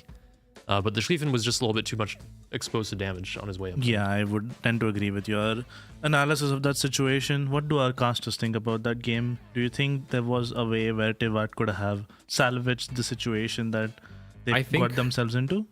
Yeah, I think honestly the best way to salvage the early death of the Schlieffen was to send their Des Moines and just kind of really focus on keeping their Des Moines alive rather than chasing out towards the Ohio and then he was basically between the Ohio and the Des Moines, right? So he kind of offered himself up, and obviously Ohio is the one to finish it, but even a back gun of the Oh Boy Des Moines could have done devastating damage to him. Maybe having because I see that they've put the Schlieffen very early to just basically try to 1v1 the Ohio. It is kind of a one-sided engagement because the Ohio has such a healing power and also a decent armor compared to the Schlieffen, which is only strong in secondaries, to be honest. And a kiting Ohio will win that engagement almost all the time, especially with backup. Yeah, it's good to note that the Schlieffen secondaries, even with IFHE, only pen 32 millimeters. Yeah, but I would have maybe liked to see a combination of the Des Moines pushing through with the Schlieffen sonar to try and root out and kill the Z42, because for most of the game, the Z42 actually has the bow towards E, and he has to make a turn out to get out of it. And trying to catch that ship out and get the kill, which is fairly easy with that sonar radar combo, could have been the better play, at least at E. Unfortunately, it doesn't go that way for Tivat at all. Yeah. All right, before we start moving into the render and the next match, we actually have a couple of things that we can show you guys. First up, we have code number 2 for the day. Remember that redeeming each of these gives you 60 King tokens and an entry into the giveaway at the end of the day for Tromps and Tier 9 Premium containers. This one is COTS 217, 17 Kings, because this is the 17th King of the Sea. Yes, and we'll be crowning the 17th King of the Sea with that, as well as, obviously, I think it's also important to tell everyone about how the Twitch drops work, because I see a fair amount of questions. Some questions. If you haven't completed the weekly Twitch drop, then you need to complete that first, and then you'll start making progress towards the Guden Liu skin. That is going to be a mission. It's not a mystery drop. It's just a guaranteed drop. You will get the mission once you complete the Twitch drop for it. And it's a mission that you have to complete by doing in-game tasks. Yep. Just like a standard mission. And of course, good to note that if you only have like 90 minutes to watch, you can also watch one of the community streams if you still have the weekly drops to finish here. So with that said, I think we also have some memes prepared in honor of Oh Boy. Looking very strong here. EU number 8 coming for CN number 1 now after defeating Asia number 1 and NA number 1. There's only one more game for them to make the memes real. Yep. And Is Tivat coming to fight EU number 8? Damn, Oh Boy got hands. Yeah, I think Oh Boy, especially after the pseudo-Swiss stage where they didn't look particularly strong, they looked a little bit shaky. They're on a now roll looking right now. very dominant in these matches. And they also looked very strong in their games against Aris and ELSR last weekend as well. Well, it's not decided yet. Tivat still has a chance to keep that game alive. Remember, it is a best of 5. So, but yeah, I guess in terms of prediction, Tivat is not looking too... Yeah, I mean, based on the first 2 matches here, it looks like it might be a 3-0. Yeah. We'll have to see how it goes, of course. No believers in the reverse sweep. I mean, I would love this game to go into a best of 5, but considering what we just saw, Tivat really has to get the plays together because Oh Boy is kind of taking these victories without too much effort. It feels to me like Tivat has solid strategies. It seems like they're running into the games with very good compositions and strategies prepared. But the execution is maybe falling apart a little bit, so we'll have to see if they can clean their play up here. Our teams are ready, so we won't have time to go through the render. So why don't we go ahead and take a look at our third map here that we'll be going into, which is, I think, maybe Bazinga remembers. Or it's going to be Trap. All right. So we're going to show the introduction for Trap here, and we'll get into our third game of the day, where maybe it's going to be our first 3-0 sweep. We'll have to see. We'll see indeed. Among the volcanic islands of the South Seems Pacific, outrageous. opposing fleets vie for dominance across a small archipelago. This tropical paradise will shortly be sullied by the sound of gunfire, and only one team will be declared champion. This is Trap.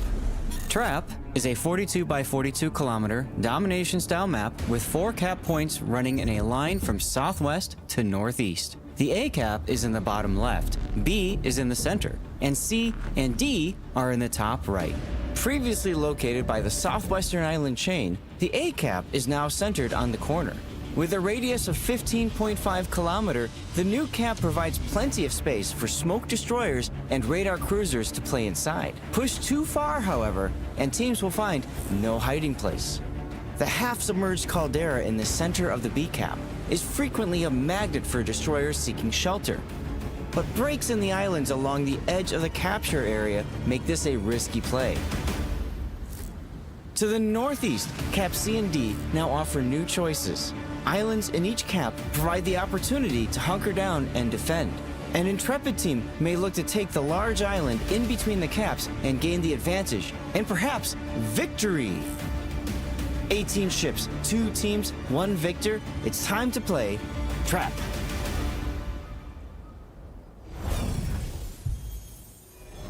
And surprises, studio jump scare. We're back here. Unfortunately, the teams were actually not quite ready, but we'll be ready in just a moment. So what we're going to do is throw you guys to a skit, one of our wonderful Boxenheimer skits that Bogsy has kindly prepared for us with the assistance of the video team, and then we'll get into the game.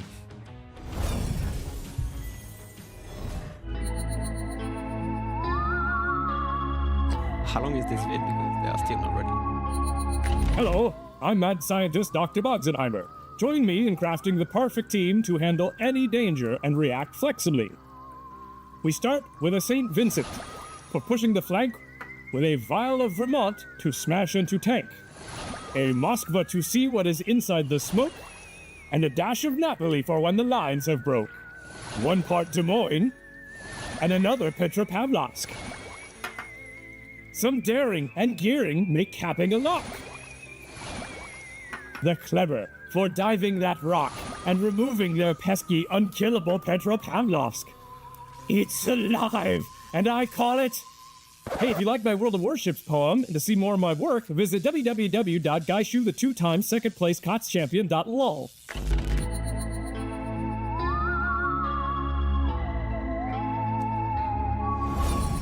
We just dropped. All right, thank you, Bogsy. It seems like the teams actually did just drop, if I'm hearing correctly.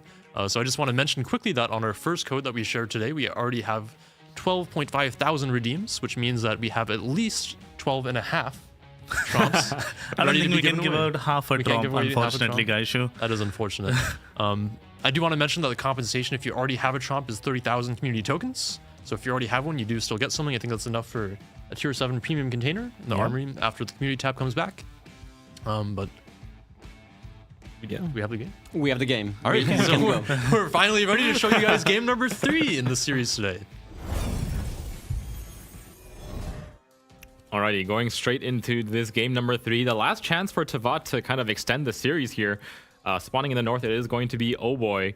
They're bringing in 2 Columbos, a Cerberus, 2 Des Moines, a Svea, a Marceau, and 2 Gdansk. And what about over on the Tevat side? Tevat is doing something different. Let's see. Double Colombo to mirror what Oh Boy just brought. But they are bringing a Brennus, which is kind of... I think we saw that ship before, but only just once, the once. actually. Yeah. Brennus, Svea, and then 5 destroyers. Shimakaze, Delny, Kassar, which is a very dangerous torpedo boat, remember? And then Gdansk, Ragnar. So double destroy radar here coming out of Tevat's a really different comp coming out of Tevat now. Let's see how they send these ships. Obviously, the Brennus is kind of that Henri with larger guns. It's one of those strange cruisers that has the overmatch. Remember, the Marseille is banned, so perhaps this is what they wanted to replace it with. However, like, do we see... Oh, I'm having a bit of a draw happening here, perhaps some disconnection of some restarts. So I guess we will go back again to the studio and see if we can get this game to go. All right. All right, we're back, guys. We're back in seeing the a lot of the studio once studio again. today. That's unfortunate. We might have had a bit of a restart situation. The teams are allowed to restart the game once if they come up with difficulties. Yep. This is what Yep. is happening right now. We have our memes to show again if you guys missed this. Remember, Oh Boy is coming in as the EU number 8 seed, so they've had a bit of an amusing tournament run here. Yes. Now remember, Quite, in the case of a restart, however, the teams bring the exact same ship, so we won't have to go through comps again. Yep. Yes, that's correct. In case of something like a disconnect or a game crash, for example, teams are able to call that restart, but they can't change anything like their team composition, for example, or their captain builds or things like that. So the game does have to be played out in the state that it was dropped into in the first place. Yep, it seems like Oh Boy actually had someone in their team crash out completely. So we'll have to wait for them to restart the game and relog in and get back into the training room and such. So in the meantime, what do you guys think about the reality of a reverse sweep in this case? Do you think it's possible? Do you think Tivat, being the number 1 Chinese seed, has the mental capacity, or are they going to mental boom after losing 2 games in a row and just lose out 3-0? Or do you think they're gonna talk about it between the 2 games and cook up a new strategy? I mean, I think that they definitely have something strange prepared for this map. We already saw that they are bringing 5 destroyers and a Brennus. This is a very light, kind of big rotational style of game, and they're gonna have to play it to its strength here on trap, which is again, it's that map that has that humongous A cap, and that's a cap where we can see those kind of open water cruisers do a lot of work. Unfortunately, I do think that Oh Boy still does have a bit of a comp advantage. From what I remember, I think just Des Moines is just too strong of Des a Moines ship. is very strong as well. I think with that big A cap and all the open water, we've seen the smoke trains, for example, be hugely effective. So something like that Gearing Des Moines smoke train there is definitely, I think, a favor for Oh Boy. Yeah. Because remember, like Tivat bringing a 5 destroyer comp. Destroyer comps can bring a lot of advantage in terms of smokes and spotting, but in terms of HP pool between the 2 teams, this can sometimes be the decider as well. Especially when also the ships which you bring with HP, like a Brennus, don't really have this crazy DPM advantage over something like a Marseille or even the Henry IV itself. At this point, you might have the overmatch against maybe like a Minotaur or a Brisbane. That's about it, really. Yeah, I mean, you talked about it a little bit, but how did the rest of us feel about a Brennus pick? I don't think we've really seen the ship in the tournament so far. So I would like to see what it can do, to be honest, but I don't think it's the best environment for a ship like this to perform I in. think, honestly, I personally would prefer to just see an Henri. Yeah. really, Yeah. okay, interesting. Yeah. I mean, just for the viewers at home who may not have seen too much of Brennus yet, since I do believe it is a research point ship, it has 7, is it 330 millimeter guns? Or 305. 305? Yeah. That are actually very similar in performance to Marseille's 330s. Yes. So they have very good AP pen, they have very good ballistics, they have good HE pen, and Brennus actually does have standard cruiser dispersion instead of the, I think, battle cruiser dispersion curve that Marseille has, Yes, that for is the example. main differentiating point between the 2 of them. But also something interesting, I'm just looking at the ship picks for the tournament. Brennus was picked 4 times total in the entire tournament. So this far. would be the 5th time that somebody has picked a Brennus at all. Yes, and in comparison, Moskva, the most popular ship in the tournament, has been picked 283 times. Yeah, so Brennus is a pretty rare ship. There's a bit of a disparity there. Yes. Generally speaking, ships like Henri in the first place, you don't see a lot of because they are a little bit squishy in the open water, even though they have the great acceleration. Yeah, and they're very vulnerable to ships like the Des Moines. Obviously, Des Moines brings a ton of damage output, and the main weakness of especially the French cruisers, is that they don't really have thick extremity plating. No, not really. The 30 millimeter plating that most of the French cruisers have everywhere is very, very vulnerable to the 2 or 3 millimeter fire coming out of Des Moines. I believe that the Brennus does not get main battery booster. Whereas Nope, the Marseille it just has the regular. It has a decent reload time. I think it's like close to 10 I think Brennus is actually seconds. one of the ships with. I don't think it's not like the fewest, but it only has DCP, repair party, and engine boost. As far as I'm aware, Yes. it only has 3 consumables. It actually doesn't get access to hydro even. Maybe Tivat has a play with a fast, punchy cruiser, and with the Marseille ban, which came from Oboy, correct? Yeah. They still Yes. want to make that play, and the only alternative which could work that way is a Brennus. If you combine speed and stuff like this, Brennus has torpedoes, which can also come to play. That is true. It does So- have, I think, improved torpedoes over the Henri, so that's definitely a point in its favor. But again, tend not to see it very often. Usually when you're picking an open water cruiser, you want something very tanky, like the Napoli or the Marseille, that can actually survive in the open water. So we'll have to see if the Brennus pick works out for them. Teams looks like they're still getting ready at the moment. Yeah, in the meantime, I think it's maybe interesting for the viewers to learn about the other results in the other side semifinals. Rain is playing Resin, and they're currently up 2-1. Rain 2-1 on Resin, and they're going to map 4. The maps that they played were Warriors Path, North, and Hotspot, where Interesting. Rain won Warriors Path and North, and Resin won Hotspot. So I think Rain won the first 2 games, and Resin is actually... I don't want to, feed Guy Shoes Hopium Look, train too much, look. but it could be a reverse sweep angle. Yeah. I have to admit that I think a 3-0 would have been my most likely prediction for Rain versus Resin in favor of Rain.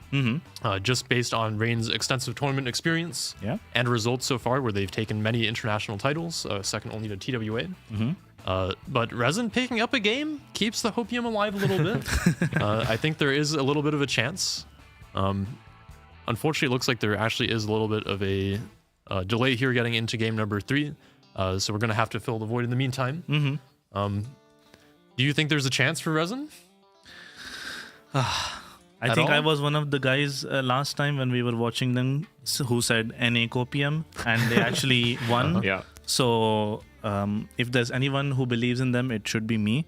But with that being said, I was Rain, and I can't really say that against my own original old team. So I'm gonna say Rain still wins this, but maybe it's gonna go to all 5 matches, or maybe they get upset. I don't think it's likely, given the next 2 maps that they're gonna play is Trap and Sleeping Giant. It is Sleeping Giant interesting to should note be- that game 3 here is on Trap, and game 4 for Rain versus Resin is also on Trap. So our ongoing matches starting will both be on this map, which I think tends to favor a couple of different play styles actually.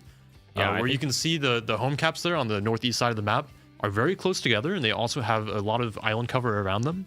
So something like a home cap push can be very effective in that you don't have a lot of ground to cover, and then if you do manage to succeed and actually drive the enemy team out of the cap, you have a very good defensive position. Yeah. But on the other hand, with the A cap being so wide open, and essentially on the there's basically no islands in the cap, it's a huge amount of space, it's very favored towards those open water smoke screens. Yeah. So you kind of have a clash of 2 play styles on the 2 ends of the map there. Yeah, I think Oboy especially is going to be very happy playing that A cap. We've seen time and time again their gearing Des Moines combos have been very, very kind of they move together really well, and they do a good job of protecting their cruisers. Whereas Tivat kind of more of an explosive push coming out of them. And when you're pushing into a gearing in Des Moines, there's torpedoes in the water, there's a ton of DPM. It's going to be difficult for them to dislodge those smoke screens. So I think it's going to have to come down again to their battleship players landing those key salvos on the Des Moines when it's spotted. So I think the A cap is going to go handling over towards Oboy. If I had to guess, Oboy takes pretty clean advantage on the A cap. The home cap push is where Tivat's going to have to kind of find their marbles, I think. I guess too as well. I mean, at the same time, both teams have seen each other's comps, so they can actually maybe rearrange a little bit of the tactics that they had initially planned, taking into account the comps. But that works both ways. So I am curious to see what Tivat has in mind. But at the same time, considering how quickly and efficiently Oboy was able to react to any surprises thrown at them in so far in this best of 5, I don't know. They might have to pull a little bit of a miracle here, and the meme seems to be keeping alive so far. But they have a chance. They still have a chance to sure. surprise us and do something. They are China #1. So Yeah, I'm sure they have something in store. With Zui's analysis, which is that I think the home cap push has to be where Tivat maybe finds their mark here. I think given the way that Oboy has played their smoke so effectively in the last few games, I don't think Tivat is very likely to win out in the open water on the A cap. And we have seen some home cap pushes be very effective, and I think we've seen, I think particularly the Asian and the Chinese teams be very well practiced and effective at these home cap pushes. So Yep, I'd have to say that's definitely. what I'm hoping for Tivat to pull out here, but we'll have to see. Yeah, I think to add on to this point, I used to be one of the players for Rain back when we were playing the Kleber meta mostly. And what we saw from the Tivat comp is that they were playing a lot of Delnis, a lot of light destroyers that want to run around the map a lot and do a lot of rotational plays. And it feels like a very similar approach to the map. And I'll be very curious if they are able to replicate a similar sort of strategy or even the same exact strategy that we did back in the day. All right, well, I think both of our teams are ready once again, so we can go ahead and get into game number 3 here. I think we can let them know to drop the game, and then we'll play the map introduction video and see you guys in the game.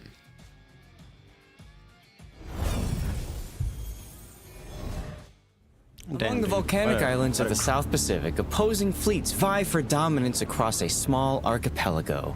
This tropical paradise will shortly be sullied by the sound of gunfire, and only one team will be declared champion. This is Trap. Trap is a 42 by 42 kilometer domination-style map with 4 cap points running in a line from southwest to northeast. The A cap is in the bottom left, B is in the center, and C and D are in the top right. Previously located by the southwestern island chain, the A cap is now centered on the corner. With a radius of 15.5 kilometer, the new cap provides plenty of space for smoke destroyers and radar cruisers to play inside. Push too far, however, and teams will find no hiding place. The half-submerged caldera in the center of the B cap is frequently a magnet for destroyers seeking shelter. But breaks in the islands along the edge of the capture area make this a risky play. To the northeast, Cap C and D now offer new choices. Islands in each cap provide the opportunity to hunker down and defend. An intrepid team may look to take the large island in between the caps and gain the advantage, and perhaps victory. 18 ships, 2 teams, 1 victor. It's time to play Trap.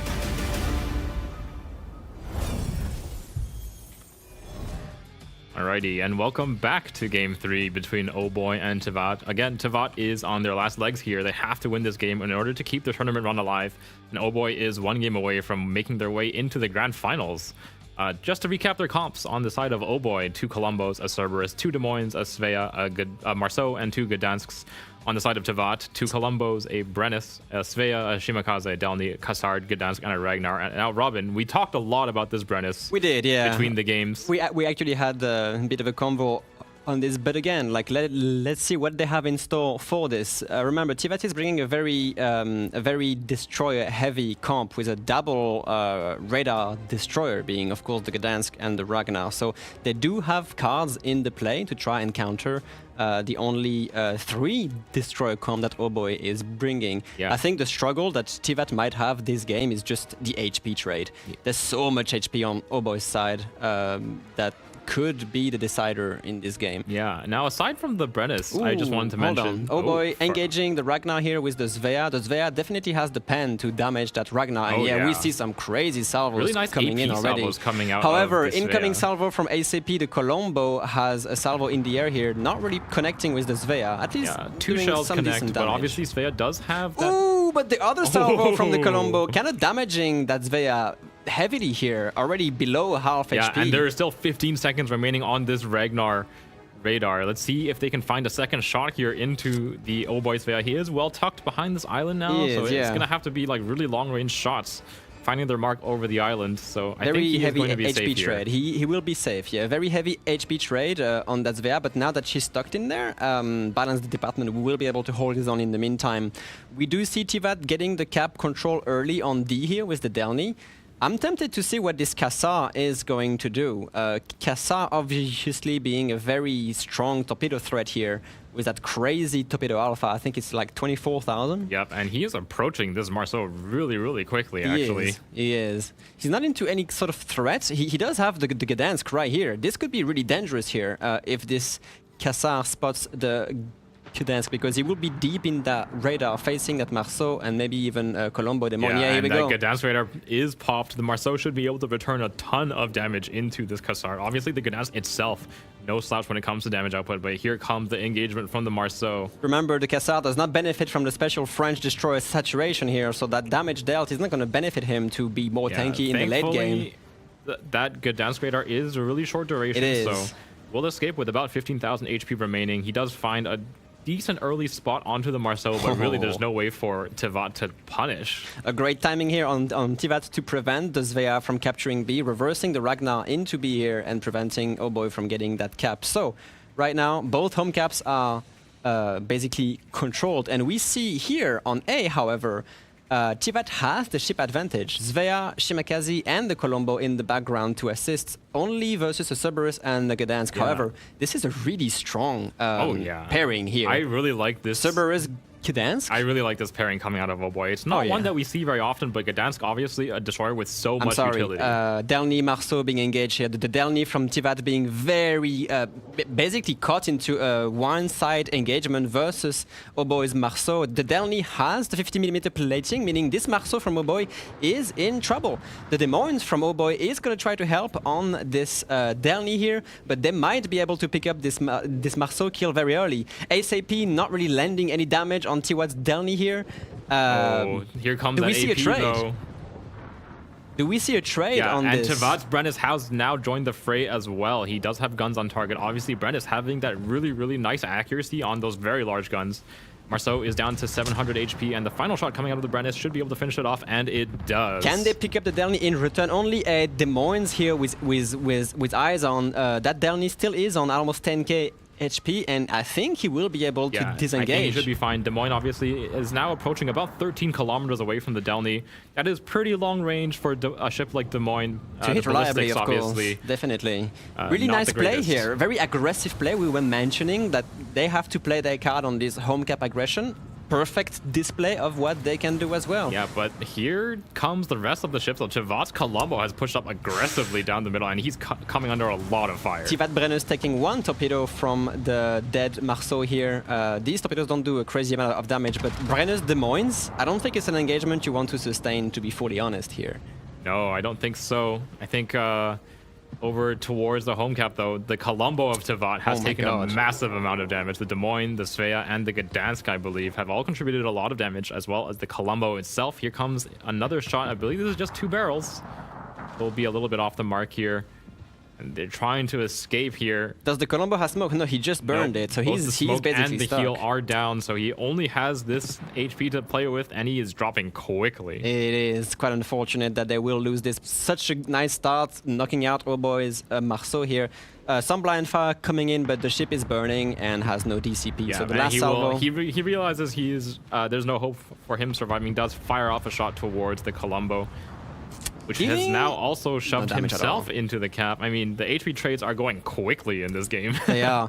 In the meantime, this kind of Cerberus Gdansk versus Shimakaze Svea, it's kind of a stalemate. Of course, the Gdansk has the radar advantage over the Shima, but now they are rotating the Svea towards B here. They are leaving this Shimakaze kind of alone versus that Cerberus Gdansk. Of course, Oh Boy isn't realizing this so far, but this could be pivotal as well for I think an Oh Boy Tivat win. realizes they just need to fill in the gaps that they've left. The Svea and the Colombo now heading back towards the middle of the map, where maybe they won't be as hard engaged towards one side of the map. But look at the line of defense coming from Oh Boy. The 5, 6, 7 line are just locked down. They have a Colombo in B with a lot of islands to take cover from if it goes to that point. The Svea from Oh Boy has recovered most of the HP lost on the early game. They have a pretty decent foothold on B and C right now. Yeah, and we just have to see what Tivat does to dig out these positions. The Des Moines of Oh Boy have all been entrenched nicely on the islands. It's so difficult for them to get angles onto these 2 Des Moines. It is, yeah, and plus this Brennus is kind of stuck here. He has to face the Des Moines, which is like a kind of a one-sided engagement where the Des Moines is the Brennus alive. Losing battle for the and Brennus. if the Brennus pushes forward, he has the full wrath of a Colombo at 12 kilometers to deal with, and you don't want that to happen. So this home cap push from Tivat kind of neutered from Oh Boy replacement here. A little Some bit radars of being radar burned. overlap here. The Gdansk and the Des Moines have both run the radar at the same time. Maybe they thought that they would catch the Delny or the Gdansk, but it's not happening so Neither far. of them will catch anything. There is a Svea radar as well. Wow, what is going on? That is All a lot the of radars are radars being here. popped. Yeah, maybe they Tivat Svea, though, is deep in this radar. It will last another 5 seconds, and Eternal Titan's Colombo is coming around the corner. Here comes that sap. That could be devastating. That SAP can definitely citadel the Svea if he's not careful. The first salvo goes off the mark. We also have a 3 barrels crossfire have from been fired. the... There should be 1 more barrel of Colombo sap. I think it hit the island, maybe. Might have hit the island, so... No smokes ready, and the Svea is engaging. The Colombo might be in a bit of a trouble. Tiva is sending their own Colombo, which has a definite HP advantage against their own. Even the Kassar is sending torpedoes as a crossfire here. These torpedoes are devastating. If the Colombo takes them, he's basically dead. Yep. Predictions on the screen are 89% for 11% for Tivat, and I think Oh Boy will lose the Colombo. These are Kassar torpedoes within the maximum damage threshold. He might just explode right here. Ooh, down to 10,000 remaining HP. on the Colombo, and there is a Tavat Can they salvo. trade the Svea, however? If they lose the Colombo, can they trade the Svea? The Svea in deep trouble Svea has here. 3 seconds until his smoke screen comes up. He might be 58 able... HP! Does the Colombo fires the guns before he goes down? He does not. He does not get a shot out. Svea is now running his smoke screen. Is on fire though, I believe. So 40 HP remaining, and they will trade the Svea. But look at what's going on at sea, however. That Brennus is stuck here, so they are sending the Colombo and the Des Moines to root it out. Meanwhile, the Delny from Tivat in an engagement with the Gdansk. The Gdansk has the radar but no range, unfortunately. This Delny has to try. He is stuck versus a Des Moines now. He will have to run away from a Des Moines. Meanwhile, the Brennus can't really do anything about that. Yeah, 9,000 HP on the down. He does have a heal remaining, so he's going to start running that now, obviously. Down to 8,000 HP He against is the so Des Moines. deep into the radar, though. It's going to be how good the Gdansk can land these salvos here. But the Brennus is not really trying. He knows he has a Colombo, but at the same time, maybe there would be a play for a ram or something. Brennus is actually looking for the reverse, so he can get a shot onto Oh Boy's Des Moines over in the middle of the map, down to 10,000 HP. He's got a lot of fire coming in. Brennus's AP not quite able to find the bounce. Will bounce off of the side of the Des Moines, but he's down to 4,000 HP. He has a Kassard and a Ragnar farming him. He is dark, however. Oh, we do see some Gdansk salvo coming in. The Brennus picks the kill. Brennus finally picks up the Des Moines, so trying to keep things even here, about 120 point advantage. And the for Delny Oh Boy. survives. The Delny from Tivat actually survives that Des Moines radar here. Now they have a decision to make. Do they want to push that Brennus and potentially lose the Des Moines? Or do they want to just Oh shove Boy's the Colombo has in to there? be careful. He's throwing a little bit too much side. Brennus lands a pretty nice AP salvo into the side of the Colombo. A ram action. I mean, maybe the Brennus is just trying to reverse to safety here. There's no more crossfire now. Is that Des Moines dead? I think he's definitely looking for a reverse here. He's trying to preserve his life. He is running that heal. We have some nice torpedoes coming in as well from the Delny. The Delny is still present in this engagement, trying to do some chip damage to Oh Boy's Des Moines here. Yeah, and any little bit of slowing action he can do is going to be really important to try to keep his Brennus alive. The Colombo is now shoved all the way into the corner. They're trying to find some damage onto the Delny now instead, and Brennus will escape with his life for now. There is a Gdansk coming right up his rear. Meanwhile, oh goodness me, what's going on here? But meanwhile, Tivat has sent their own Colombo into B to get the cap control back. What is this Brennus going to do about this Gdansk, however? Remember, the Brennus does has torpedoes, so that Gdansk cannot just really rush that target with no threat at all. Yep, and they Interesting play. see the Gdansk here. They see him. We have a Ragnar Gdansk Kassar engaging. This Gdansk is basically I gone. think There's the no Gdansk way. is a goner. Again, He is a gunner. Gdansk. And this opens the door entirely for Tivat to get C. Yep, the Gdansk and the Kassar making their way onto the cap. The Des Moines still locked into a battle here. He does have a pretty decent shot at this Ragnar, doing a lot of damage with that definitely, yeah.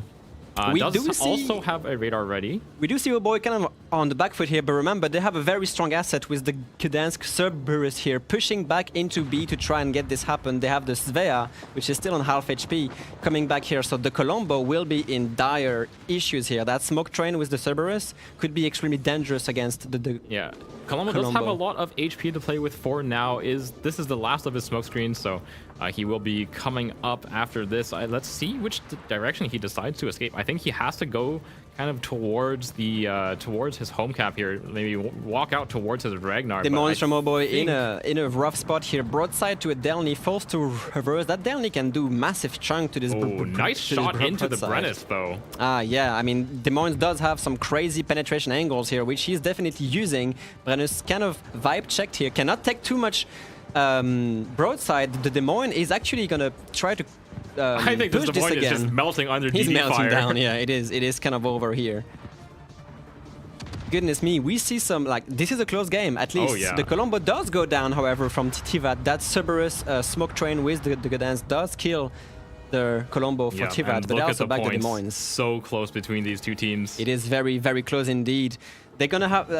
Tivat does have to contend with the Colombo now, however. The Colombo from Oh Boy is gonna walk into D and actually kind of has the HP to go behind the island and contest the cap for a longer time. Yeah, and- Meanwhile, oh boy, in B. Yeah, 3 ships into that B cap, the Cerberus, Svea, Gdansk. Tons of utility remaining on this team. Like, this lots is and only- lots of radars available for them. That's actually all of the radar ships are DDs. clustered in the middle of the map, and they have just a scattering of Tivat DDs around them. And at the same time, yeah, Tivat is only with DDs. They have the Brennus, but he's kind of on low HP with no heals remaining. However, Tivat with a full HP Shimakaze here will be able to take A all the way behind. I'm sure Oboy knows this. They are sending the Svea to kind of chase her away, but the A cap, at least in terms of yeah, but speed, might Svea be taken. itself only has that 1 radar remaining, and I don't think has... Oh, The what is this no, turn? that is the wrong turn. Oh, That is the no. wrong turn. Even with using the engine boost, it's 2 torpedoes and you can't survive this. That is such A clutch massive torpedoes play from coming out. Tivat. Tivat Shimakaze will pick up the Svea and is going to take the A cap for free here. Never mind that. The A cap is now 40 baht for free. It's only a matter of time, and the Delny's torpedoes coming in for the Colombo as well. Oh boy, not really able to make things work here. Yeah. Colombo will take 1 torpedo from the Delny, kind of lowering the HP that he has to sustain that fight. And now it's going to be a Gdansk and a Kassar rush on this thing at this Ooh, point. the Gdansk has to be careful though. It doesn't want to give his life away. Both teams are now above 800 points. Every single kill matters a ton here. I think But- they're going to send the Cassard around the corner to finish off the Colombo, but I think he I might don't think die they need for it. to. I don't think they need to, because if they cap A, they can just bleed the points. No, the Colombo has no idea that the Kassar is here. The Yeah. Colombo has no clue. He's trying to trade with the Delny right now. Does have the rear turret still. He so he has to be does. careful. But I don't think... I mean, if all 8 barrels land, it might be possible, but the Kassar is still not spotted. I Yeah, think and that's then- it. The and Colombo here dies. he comes around the corner. The Colombo does dies. have a little bit of distance here. Let's see. Yeah, the Cassard No. will lose 1 torpedo to the islands, but he knows And he survives. does not manage to kill the Cassard, and down What he a goes. The play. Colombo will go down. Tivat solidifies their hold on the D cap. 1 minute remaining. But the for- Gdansk from Oboy is speeding towards the C cap, actually, so they still can try to get that cap Yeah, back, but with the Shimakaze in is A, now in it's the A over. cap. What a play by Tivat! Yeah, Goodness Tivat's me. destroyers just kind of positioned themselves really well around the home caps, and they were able to concentrate fire so well into the cruisers of Oh Boy. And the Brennus kind of like face-checking both a Demon and a Colombo and surviving in this very Yeah. tense engagement around that B9 island.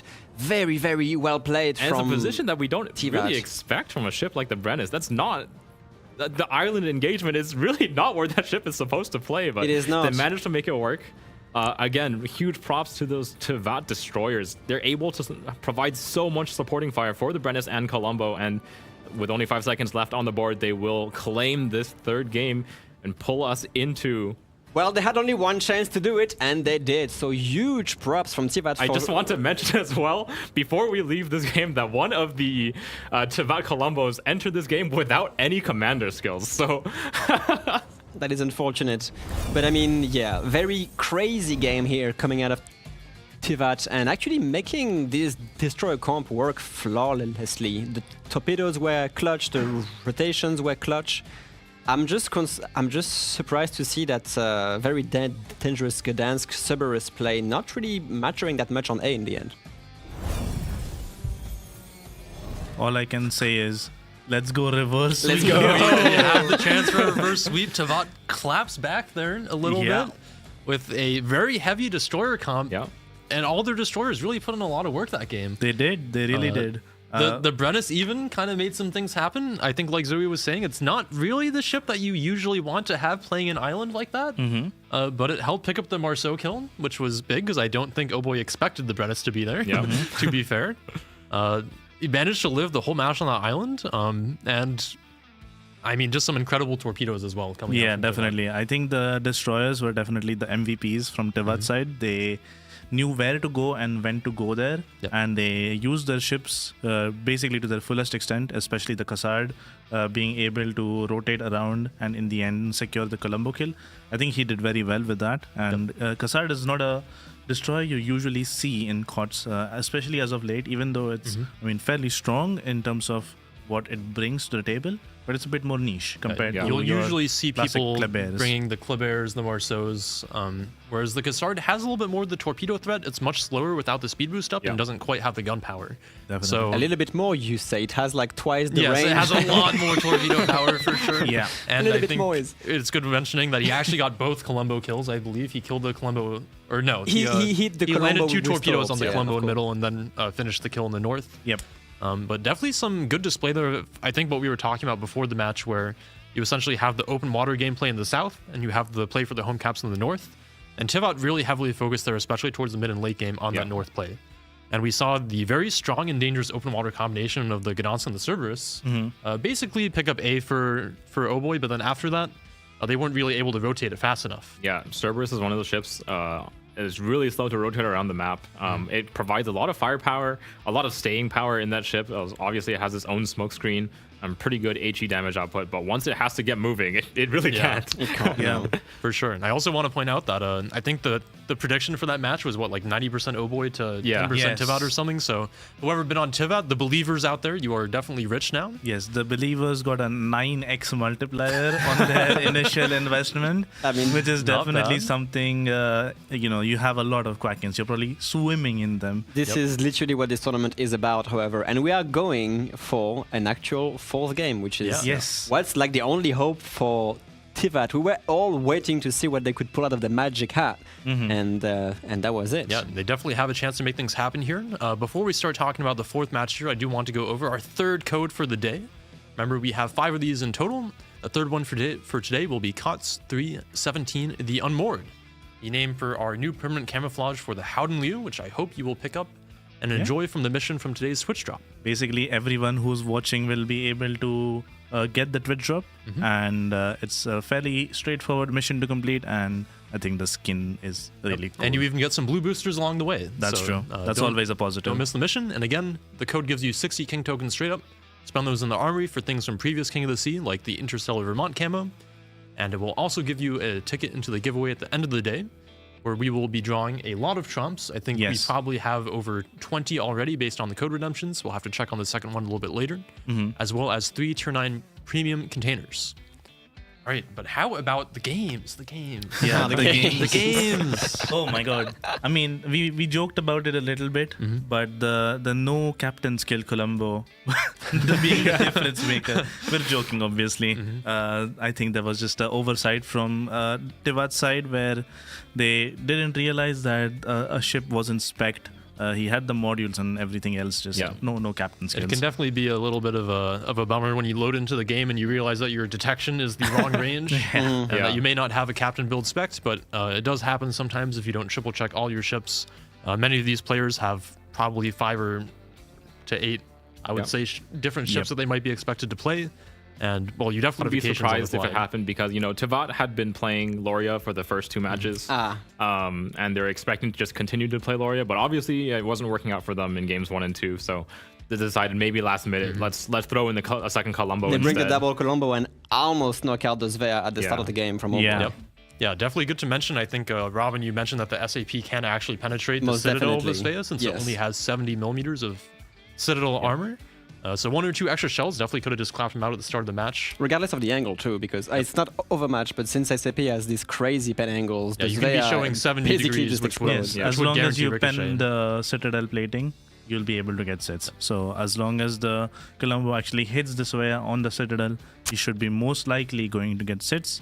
And I mean, Svea Colombo really does has not have that 16 much guns. HP. No. Yeah, Colombo has 16 guns and Svea doesn't have a lot of HP. So it's very likely you get death struck. Also something interesting, at one point in the game, Oboy had 160,000 HP to Tivat's 80,000 HP.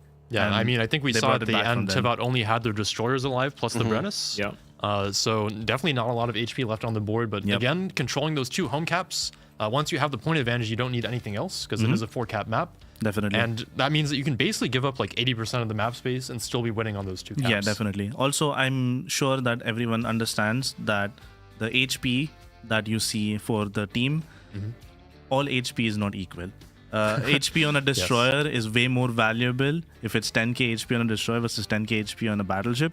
The 10k HP on a destroyer is actually way more valuable. So you have to realize that there's 5 destroyers that Tevat brought.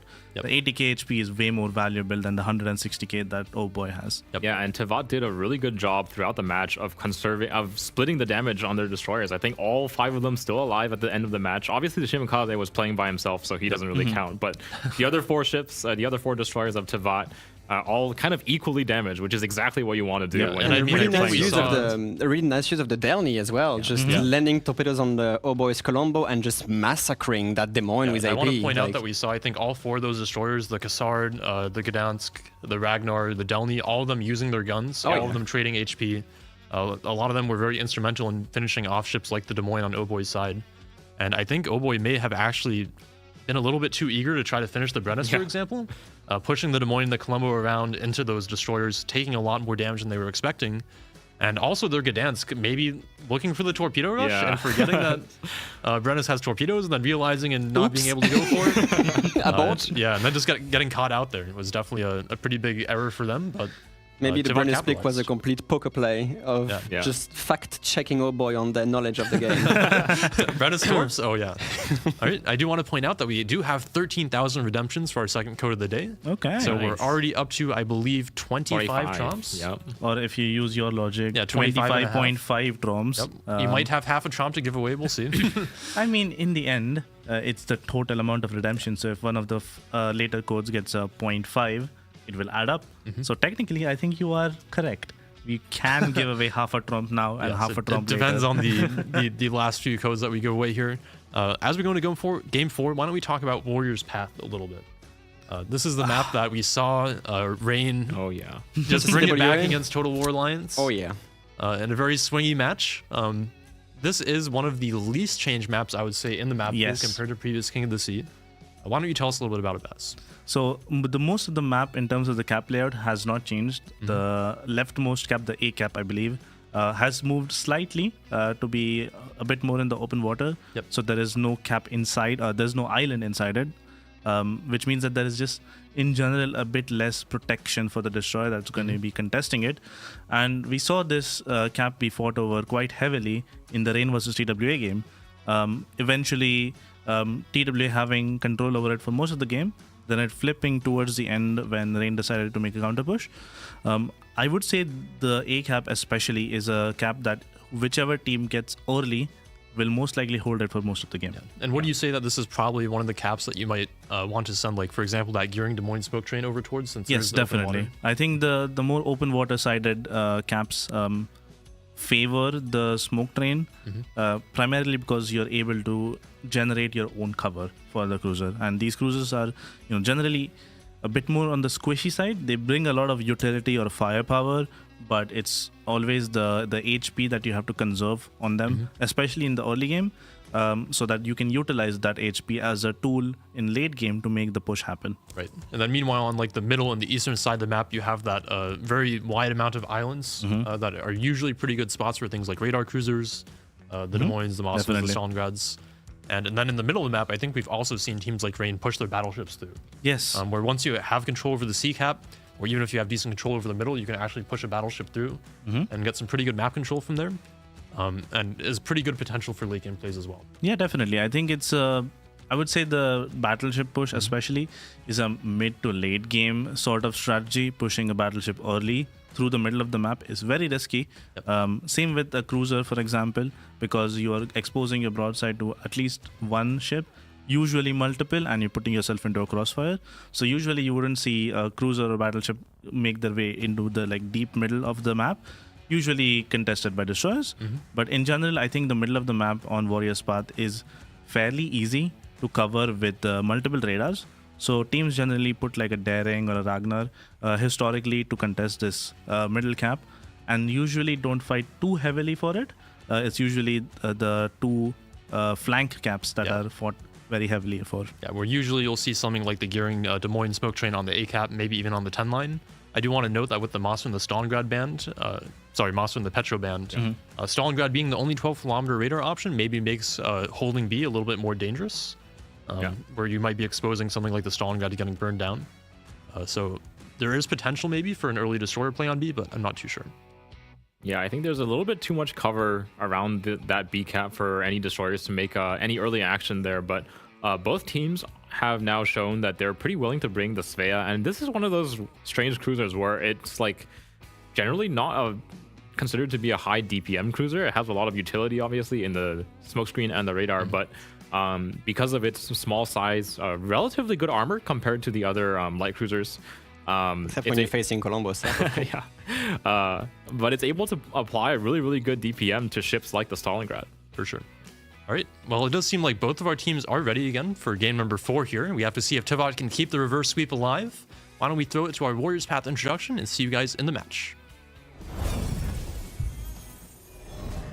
With more coastline than any country in the world, the nooks and crannies of the shores of northern Canada set the stage for a showdown between opposing fleets. Amidst the barren rocks and snow-capped peaks, only one team will remain unvanquished. This is Warriors Path. Warriors Path is a 48 by 48 kilometer domination-style map with 3 cap points running in a line from west to east. The A cap is on the extreme left, B is in the center, and C is on the far right.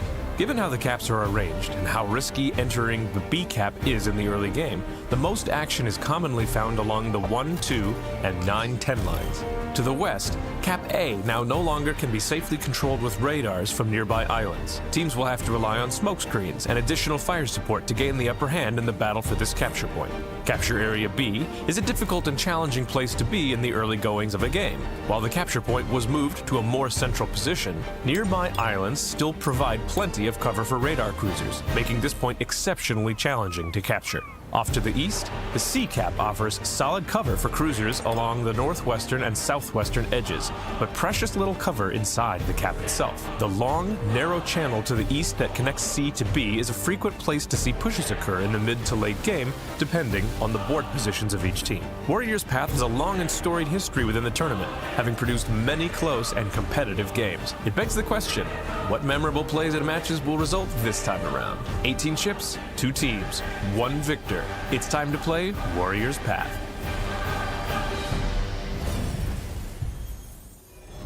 And welcome back, everybody, to this Game 4, Tivat versus Oboy. I mean, Tivat just gave us an excellent show of a comeback here to stay alive in this series, but at the same time, they are still kind of on the back foot. If they lose this game, they lose this best of 5. So they still are a little bit pressured. Yeah. In terms of compositions, they are bringing a Colombo single battleship for this comp, Des Moines, Stalingrad, another one, Svea, Shimakaze, Gearing, Marceau, and Gdansk. Over on the side of Oboy, it is going to be a Vermont, a Colombo, their signature 3 Des Moines, a Stalingrad, 2 Gearings, and a Gdansk. So Oboy said 1 smokescreen is not enough. We're bringing a second one. I have an extra Des Moines to back it up as well. So Oboy definitely playing a much heavier comp. And Tivat, I think the first game we're seeing with a single battleship. Yeah, I mean, maybe they have a definite plan for this. Bringing a single battleship allows to bring either an extra radar. All of the cruisers have radars, by the way, just saying. Which is the same for Oboy, to be honest. But maybe, like, since they want to have perhaps a more active, a more maneuvering comp here, they might just take 1 less battleship for this specific purpose. Yeah. On the B cap already, Tivat is sending in a classic clan battles position, actually. The Gdansk diving towards the middle rock here before any of the cruisers can get into position. He's going to try to reverse onto that B cap. So this is going to be a bit of a nice contesting spot for this Gdansk. Obviously is going to be covered by radar, so most likely will not get this cap, but he's in a decent position to radar anything else that comes in from the side of Oboy.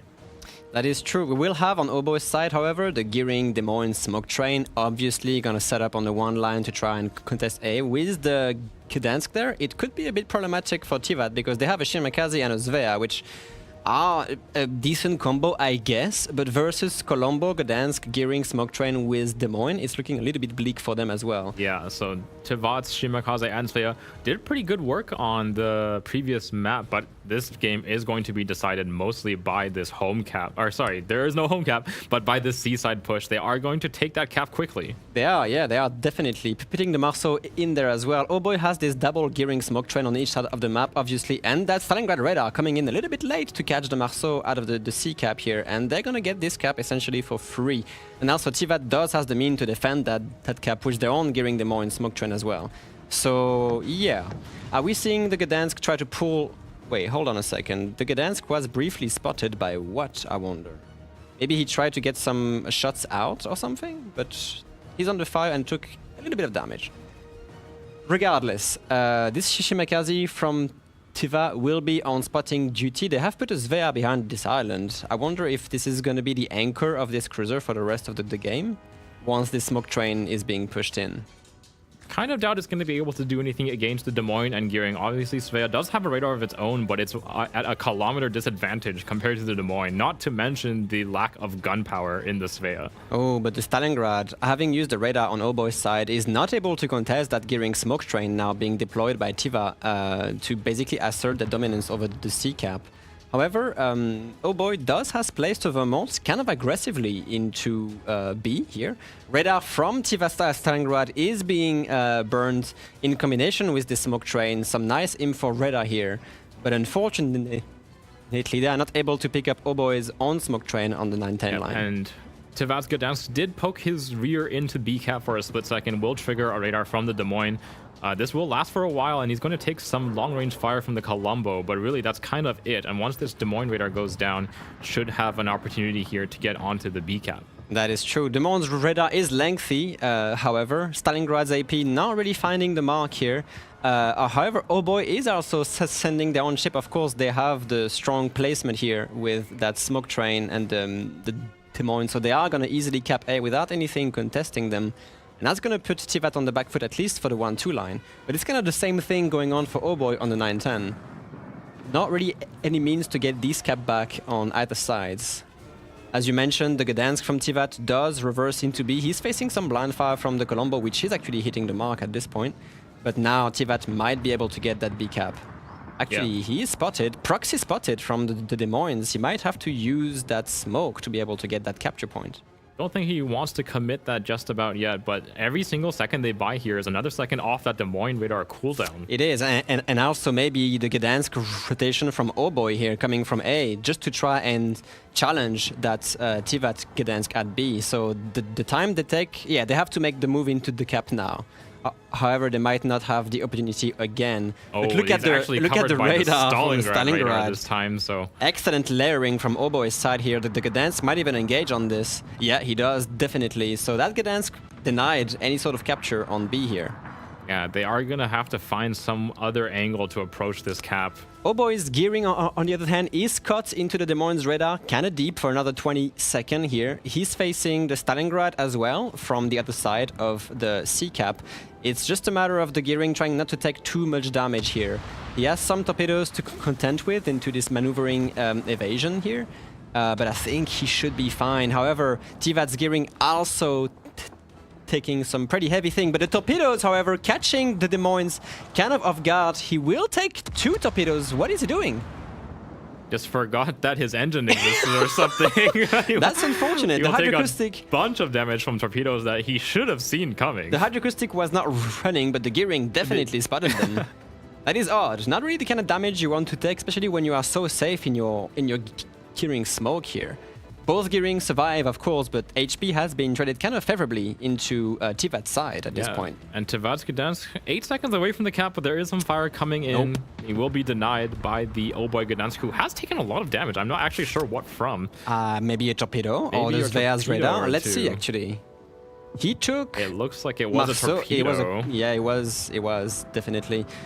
Can they actually trade the HP on the Tivat Gdansk before? If they put him low enough, he won't be able to challenge that cap anymore. That's true.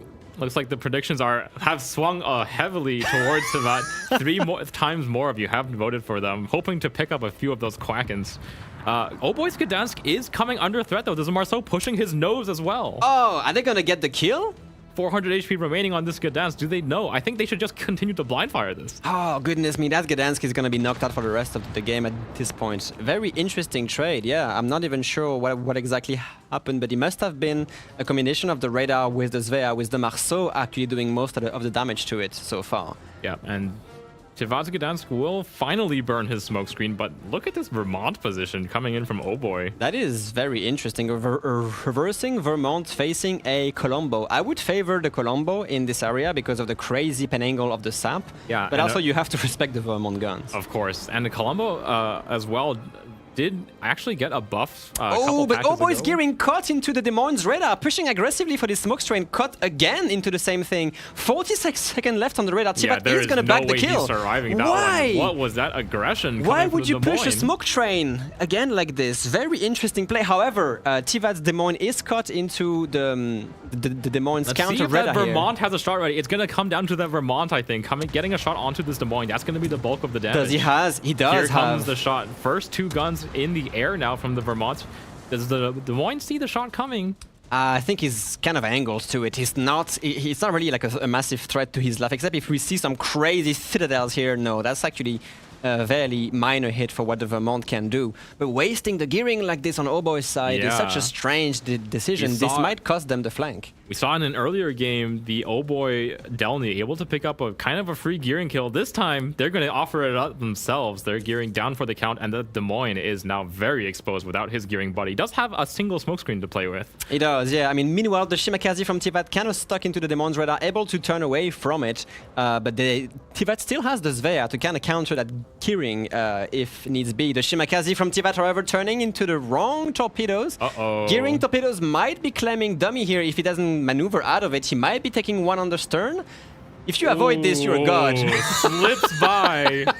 Well done. Very nice maneuvering from Dummy's Shimakaze. And here comes the radar from the Svea catching the gearing off guard here. The Des Moines can't assist, so it's going to be a matter of how much damage this Svea can deal on this gearing. Honestly, even like these Svea radars, they don't last super long, but as long as he can turn that gearing away, that he's just buying time for his team. The gearing has to make a full turn before he can rejoin the fight. Also, the Svea has some very powerful cooldown on this radar, less than 40 seconds, and the Stalingrad from Tivat goes down. He's been under concentrated fire from the Des Moines for most of the game, so no surprises there, but the remainder of Tivat's ships are all very healthy. They are, but at the same time, what do you see happening on the map from Oh Boy here? They have, again, this kind of infamous 3/4 control of the map, and they might try to pincer the positions of Tivat, especially with this Des Moines gearing smoke train here. Might be really dangerous for Tivat's position on the rest of this map. There is a radar coming out of that Tivat Stalingrad. They won't find anything important. It looks like they're going to just aim for some long-range fire onto that Colombo is going to be their target here. Tivat not really finding anything of value right now. Oh Boy and Tivat are kind of... I feel like they're kind of stalemated out. It's going to come down to like the next big move coming out of one of these two teams. Tivat, obviously, with the pickup of that gearing, the C cap is very much secured. So Oh Boy's Des Moines will have to kind of make his way back to the battle. Remember, they do have the Stalingrad, which could assist the Des Moines into the sea. Layering a double radar versus this gearing could be basically final for Tivat's gearing, and then they could tag team the Des Moines. So maybe Oh Boy's play here is to try to rotate that Stalingrad towards the sea cap, and it seems they're doing exactly this. Yeah. They are pairing the turn back of the Des Moines to try and get some assets back towards sea, and this is the play that they have to do right now. Yep, there is fairly fresh smoke here coming up, so the Des Moines should be able to provide some decent covering fire. Des Moines not really at the threat of Shima torpedoes. He might take one on the bow if he's not careful, but he has the hydroacoustic running. 10 Shiva here, maybe just decides to eat it anyway. Not really enough reversing power, but as long as he takes it on the bow, it's not that crazy. I mean, Shimakaze torpedoes do a lot of damage, so yeah, it's still down to 25,000 HP for that Des Moines. But they are pretty well positioned around that B cap now. I think there's going to be a big opening here for Oh the Boy. Marceau from Tivat caught deep into that Des Moines radar here. He's going to have to be facing the full wrath of this. The Marceau is a very agile ship, but he has to deny this. Svea, for some reason, shooting a high explosive to the Des Moines broadside. Should probably load AP at this point. Can do a lot of damage to it as well. But the Svea from Tivat is in a position to try and maybe circulate around A. Yep, but she has to be careful about the Colombo salvo, however, which is impending soon. The gearing will lay down that smokescreen for the Des Moines. There are some torpedoes in the water, but they will be off the mark here. The Colombo doesn't have the guns. Colombo salvo going on this Gdansk. Look at how Boy, with the position of the Colombo here, really pressuring that Gdansk. position. We see And the Des Moines, however. The Des Moines making a push up towards that B cap too. Yeah, a bit of a bad trade here, losing a lot of HP. Still, the Stalingrad present down to 1k HP. They are gonna bag this Des Moines kill and kind of lose the only like 2v1 option they had against that Des Moines gearing.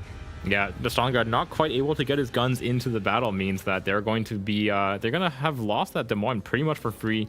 Tivat's running another radar on that Stalingrad just to see what's going on. But look at Oboe's push on B though. They have crammed the Des Moines in there, and now it's going to be a face-off between the Gdansk and that Des Moines. The points are going to start bleeding kind of heavily in terms of Oboe's favor here, because they are also putting the Stalingrad into and the now channel into C we have here. to be careful with this angle though. The Des Moines is more than capable of putting AP shells into the side of the Stalingrad, but it looks like he's continuing to fire HE. Yeah, kind of a weird ammunition choice from Tivat here. Maybe they just want to set the target on fire. Stalingrad does have a long fire duration, but look, the Gdansk from Tivat just caught into this like 5-way crossfire. Yep. At this point is gonna go down. I think this is why Oboe is cramming the Stalingrad in there, is to just assert dominance around B. And at this point, I feel like Tivat has to make something happen very soon, because the points are gonna start ticking into the favor of Oboe. Yeah, but see how these final Gdansk torpedoes land. That is going to be pretty big threat here for the Stalingrad. He's not really got a ton of room to maneuver in this channel. He does not, no. And of course, Stalingrad, I think, has access to hydroacoustic. It does not. It does not, yeah. So takes one Gdansk torpedo, not crazy, burns the radar to try and maybe get eyes on the Stalingrad Colombo. But yeah, I think Tivat has to answer this by pushing this gearing Des Moines deep into the channel behind the Stalingrad and try to get the kill as soon as possible. Yep. There's too much map control coming out of the side of Oboe. Again, they've traded pretty well. Tivat has only lost the 2 ships, but there's just too much HP, too much radar, too much hydro on the side of Oboe. They're not able to claim map position. They are not. The Shimakaze stuck into the Des Moines radar for a while. Will have to run away from this. The gearing also engaging with guns in front of a Marceau as well.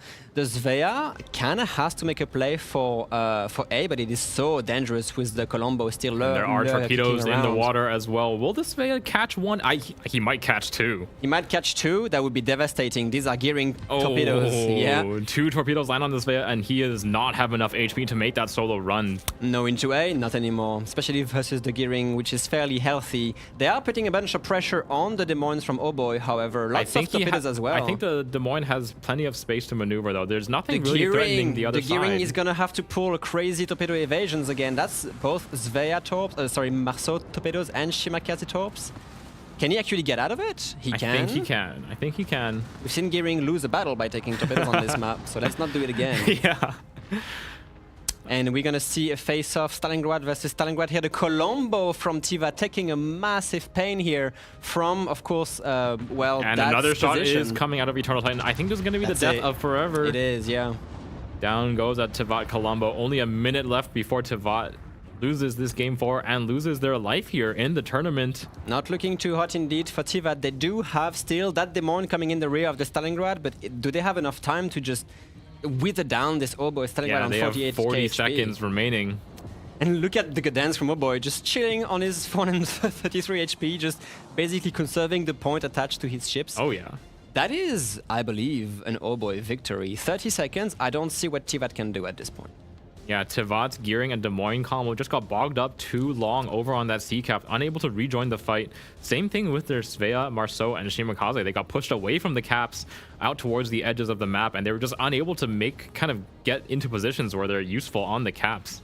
Yeah, that's it. That is it for Tivat. Quite unfortunate after the crazy win they pulled on the previous map. It was honestly looking pretty good for them in the kind of early to mid stages of this game, but again, they just got pushed a little bit too far away. They will lose this game 4 to Oboe, so who Oboe will continue on to the finals. Keeps the meme alive, keeps knocking down the #1 of the regions. That is kind of crazy. And unfortunate for Tivat, as you mentioned. They had a very strong start, but Oboe found the answer for the 3rd time in this best of 5. Yep. Oboe here taking away the 3rd #1 seed of the tournament so far. So huge victory for them. They will be moving on to the finals. So they were guaranteed at least 2nd place. Tivat will be moving on to fight Resin in the 3rd place match later. Yep. Which is a slight spoiler for anyone who's been paying attention. Rain is waiting for Oboe in the finals. So it will be a EU showdown in the finals. Yep. these two teams are actually very close to each other. They quite often play against each other, and one would say that they are actually friends, even outside of being two top competitive clans. So I'm gonna be very curious about what happens there. But we're getting a bit ahead of ourselves. Let's talk about what actually happened. Yeah, and that looked very good for Tevat for, I would say, almost all of that match. I think 70-80% of that match, I think I was like, Tevat was landing some good torpedoes. They had a pretty good position on the map, but they just even got some bullied out. ship picks. I mean, they managed to pick up that gearing on the 10 line, which was a huge kill. They almost killed the Gdansk, dropped it down to 400 hit points. Just one or two more blind salvos would have finished the job, but they weren't quite able to convert that kill. To me, it really felt like they basically didn't have like the ship HP on the board. Yeah. I mean, we saw they brought a pretty unique ship composition, opting to bring only one battleship, which I think actually came back to bite them. They essentially took the second Stalingrad for the extra radar coverage. But we basically saw that Stalingrad just get farmed down by the Des Moines. Yeah, and I think one thing that was key here was that the second Stalingrad, the one that was remaining alive at the end of the game, like he really did not get to put his radars or his guns to good use. He was kind of stuck behind the rock the whole time.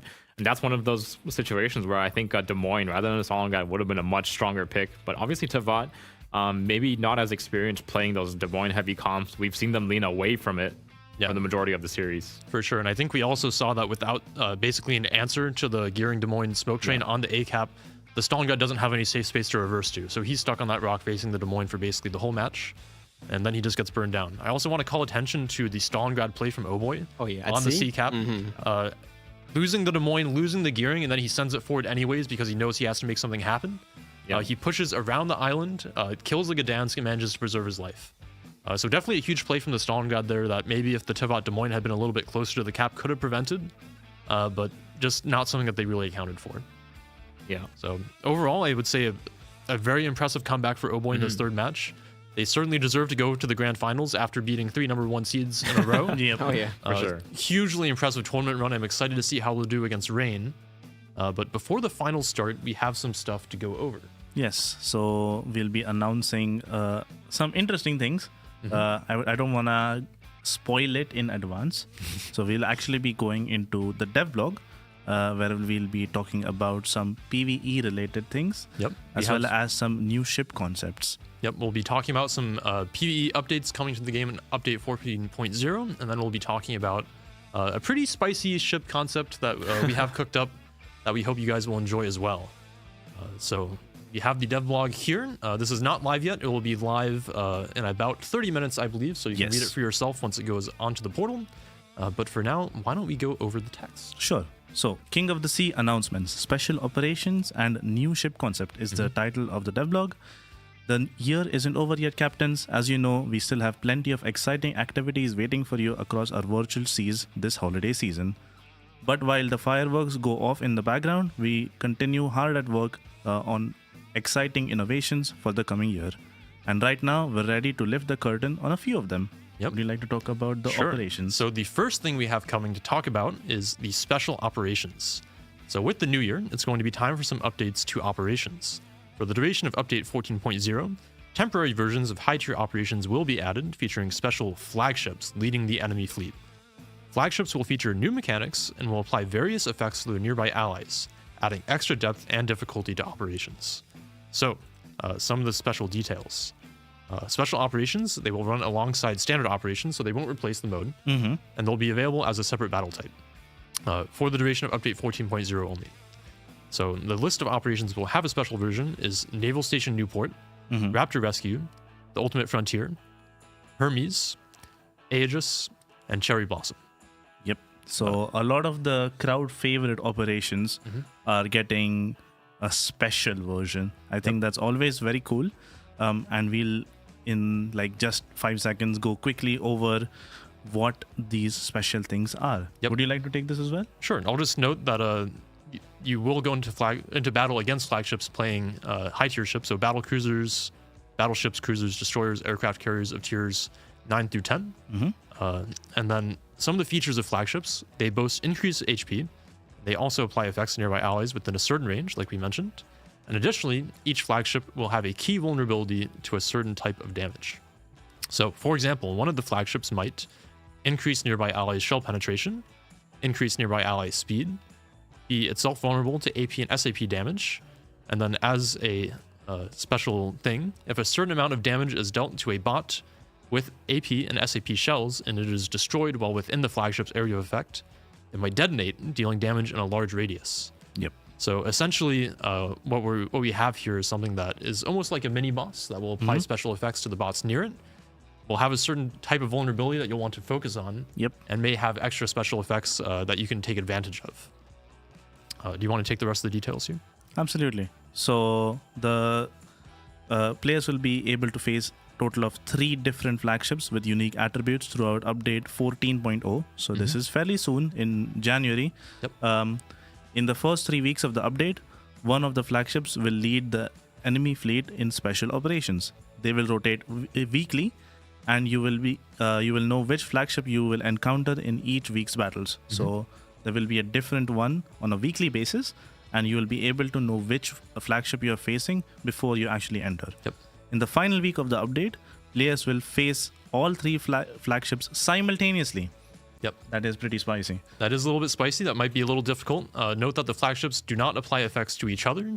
So you won't have all 3 flagships doing crazy stuff to each other, but they will apply the buffs to the bots. Indeed. So what we basically have here is, for the first 3 weeks, you'll have a specific one that you can learn to play against. You can tailor your strategy against. You can bring certain ships that will perform better against it. And then in the last week, you'll have a crazy mode where you'll essentially have to figure out how to deal with all 3 at once. Exactly. So we hope that this will add some variability, some extra depth to operations, that you'll enjoy playing this and that you give us with a lot of feedback about it, because we're pretty excited about it. I mean, operations already, when including the higher tier ships, have been very interesting and fun to play. Added a lot of replayability to operations. And I think this will just add that much more depth to operations in terms of the gameplay they offer. I'm really excited for this. Yeah. And the next thing, I think I'm excited for maybe a bit more than You the seemed pretty hyped when we operations. went over this, yes? You want to start us off then? The new ship concepts. So we will also have something special prepared to enter testing. So this is not going to be added immediately. It's going to go into testing first. Are 3 new ships based on existing hulls, which will enter with new gameplay concepts compared to their original counterparts. The 3 ships planned for this, for one of our future temporary events, are French cruiser Metz, which is a tier 8. It's based on the Toulon. The unrealized design of a 17.5 thousand ton battle cruiser, which has been developed in France in the mid 1920s, one of the forerunners of the Dunkirk class battleships. This ship bears its name in city of Lorraine, an important region of France, in its rivalry with Germany. All right, and the next one is a little bit spicy. We have Soviet cruiser Vyazma Tier 9, which is based on Borodino. So this is essentially a battleship hull, but moved up a tier as a cruiser. Yep. And of course, we know Borodino does have some light armor. But as for background on this, it is a small battleship design, which was developed in the Soviet Union in the early 1950s. Such kinds of ships were expected to operate in groups, being able to confront a full-fledged battleship. The name comes from the Battle of Vyazma, a Russian victory during the 1812 French invasion of Russia. Yep. And now the spiciest of them all, the thing I'm most excited for, American battleship Oregon Tier 10, based on the Georgia, a fast battleship design that preceded the Iowa class. The ship's primary armament consisted of 457mm guns in twin turrets developed in 1938, simultaneously with the design of the ship itself. The ship is named after the 33rd state of the United States. And the parameters and the images of the ships are not yet ready, so we won't be sharing them right now. And they won't be in the devlog that will go live in about 20 minutes. Separate publications that will go over the exact details of the ships later. But for now, we want to talk about the unique concept that these ships come with. Exactly. So I'll go over the first one maybe, and then you can go over the second one, and then we'll discuss. So first of all, the ships like to live life on the edge. They get increased accuracy and reduced main battery reload time based on how many hit points they've lost. So this is actually baked into the ships themselves. It's not a skill like Adrenaline Rush. And the ships actually begin battle with a partially depleted health pool. So at the start of the battle, you can choose to repair and gain some of your hit points back, but at the cost of reducing your bonuses. Or you can play dangerously, not repair at the start of the match, and choose to live life on the edge, and make the most of your bonuses based on how many hit points you lost. Yep. And we should also point out that all modifiers that depend on hit point percentage, like the skill Adrenaline Rush, also apply. Yep. So that will give you even more of a punch. Yeah. So let's say, for example, you're at 50% HP. You'll get the 50% bonus from the ship itself, and then 50% from Adrenaline Rush, which is gonna be fairly spicy. Yep, so but be obviously very you dangerous at low are HP. it's more of a glass cannon where you lose that survivability, but you gain a lot more in terms of damage output and damage dealing capacity as well. Yeah, and we should point out that all these are lower tier ships moved up a tier with not the most tanky of hulls. So definitely a glass cannon concept here. Why don't you tell us about the other thing that they will enter battle with? Absolutely. Also, captains will enter battle with access to a limited stock of improved armor piercing ammunition, which can be used via the burst fire mode. It will feature double salvos with much higher damage per minute than standard firing. But the drawback is that it has a limited range and cannot be increased. Yep. So no like a slot 9 range mod, for example. Yes, no range mod, no AFT or anything like that. The improved characteristics of these shells will include, but are not limited to, ballistics, ricochet angles, and fuse time. This ammunition can be thought of as a consumable. Captains will always enter a battle with the same amount of shells each time and will need to choose the proper moment to use this limited supply. After running out, only regular armor piercing shells with their normal characteristics will be available. So that is the interesting parts. I think these ships are going to be really fun to play. I'm personally enjoyer of the Georgia, so I'm really excited for the tier 10 especially. But also the glass cannon aspect. I think these ships will scale very heavily with skill. They are ships that, if you know how to play, manage your HP, manage your positioning, especially because you will want to play around the 50% or lower HP mark. It will significantly boost your ship's performance while not having that much survivability. Yep. And I'm really excited. What do you guys think? Yeah, let's bring in our casters here. Oh, I'm pretty excited for the Borodino concept. Actually, I think Really? the all guns forward, long range sniper thing is going to be kind of weird. It's not the gun layout you would pick, I would say, for a ship like that. But getting use of those really big guns in a cruiser slot is going to be really interesting. Yeah. I mean, to be honest, yeah, because you have access to commander skills, which are not usually available for battleships, but then you also don't have access to battleship skills because you're a cruiser. I am very surprised about the concept, to be honest, but it is one of the key factors of this. It is surprising.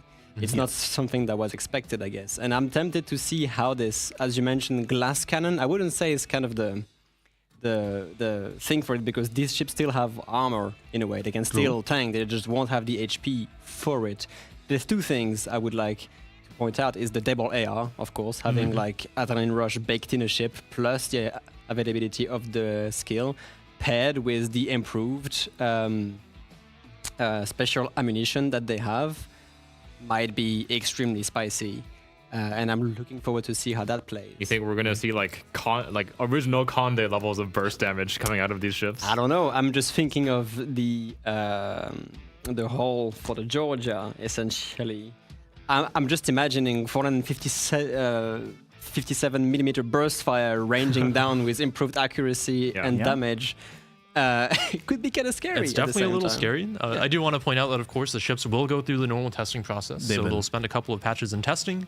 We'll make sure that they are balanced. Yes. But they will have these spicy features. I also want to point out that all these ships are, I would want to say, basically AP focused. They're all either large cruiser designs or battleship hulls based around these large guns. Yep.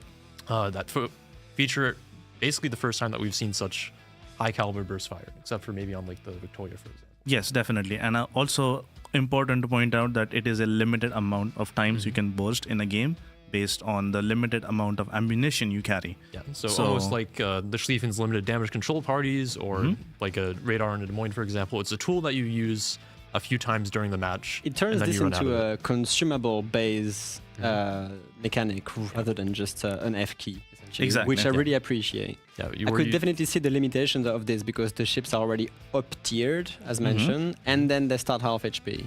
Yes. And then they have a limit into kind of their gimmick, I would say. So Yeah, I mean, how would you see yourself playing these ships, Baz? I mean, you essentially have these very glass cannony, kind of squishy. They still have a decent amount of armor, I would assume, based on their respective hulls. But again, not a lot of HP to work with, and you have that very threatening burst. So how might you expect to play this in a match? I would probably expect these ships to mostly be flank heavy ships. I think you would want to be in a position where you are creating a crossfire with your team, with the majority of your force.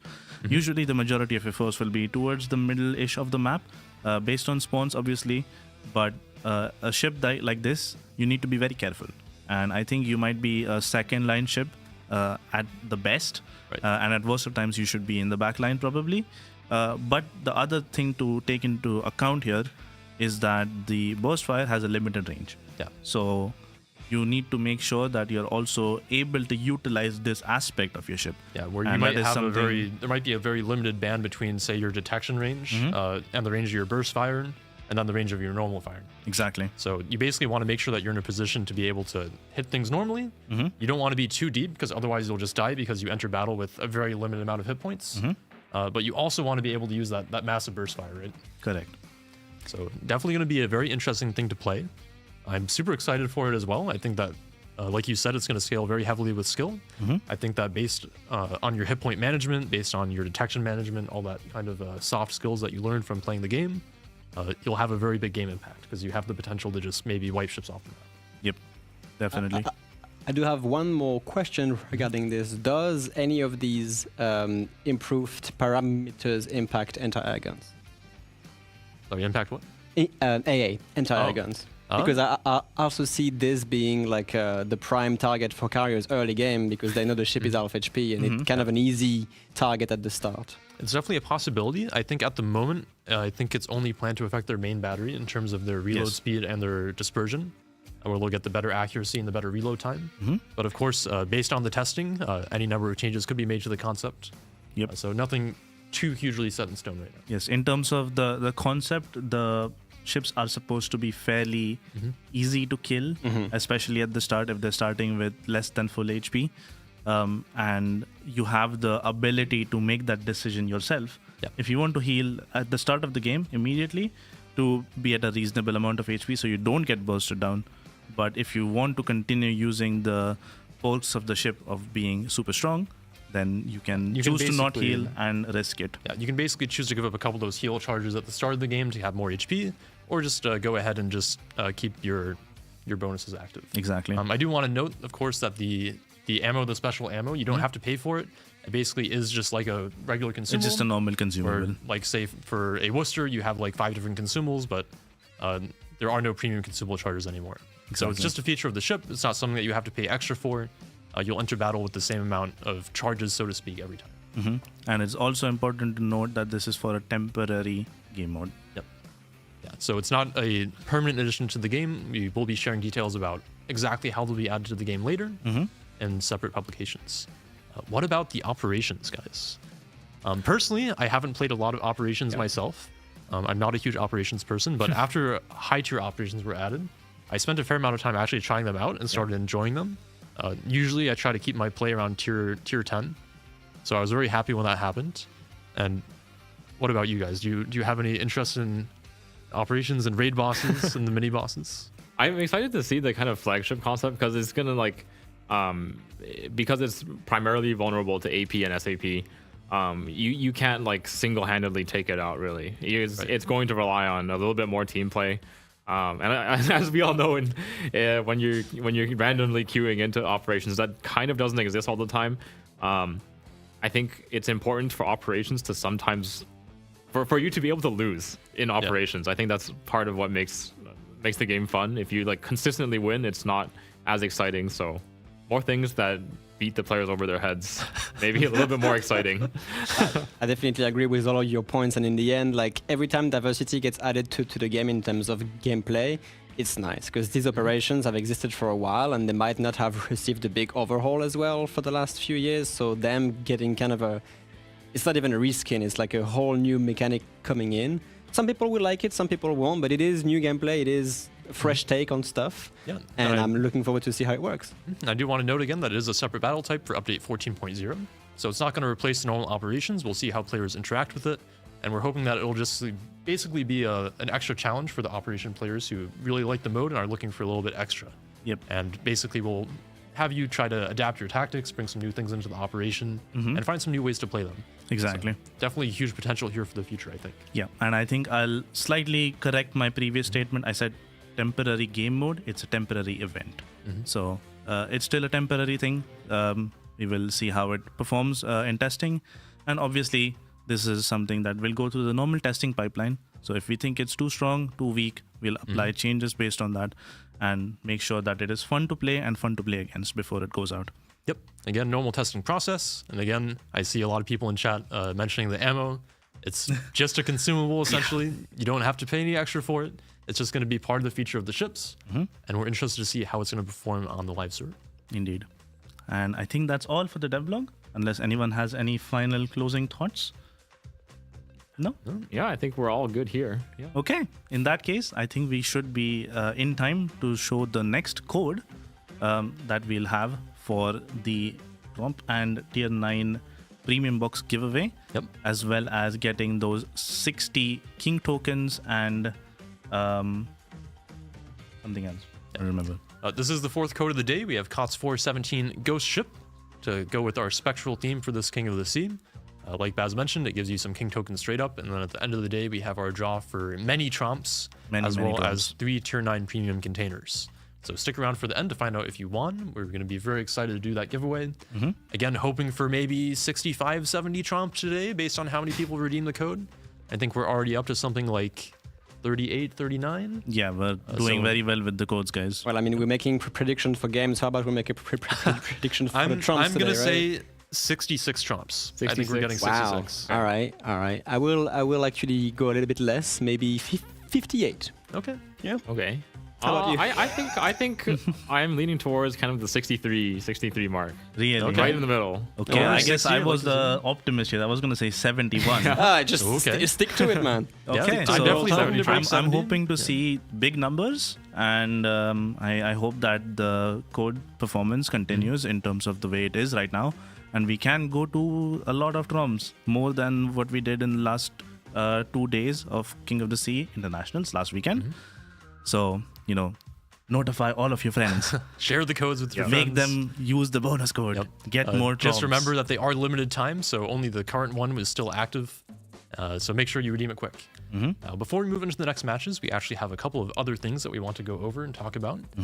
We have a new video out about the Iowa class. A new short naval legends about the USS Iowa. And this actually includes its own bonus code that will enter you into a giveaway as well. I think we may be able to show the video here, but before we do that, I just want to go over what the bonus code does for you. It'll give you a day of premium time and a special bonuses container straight up, and it will also enter you into a giveaway for some cool prizes sponsored by our friends Cooler Master. Places 1 through 5.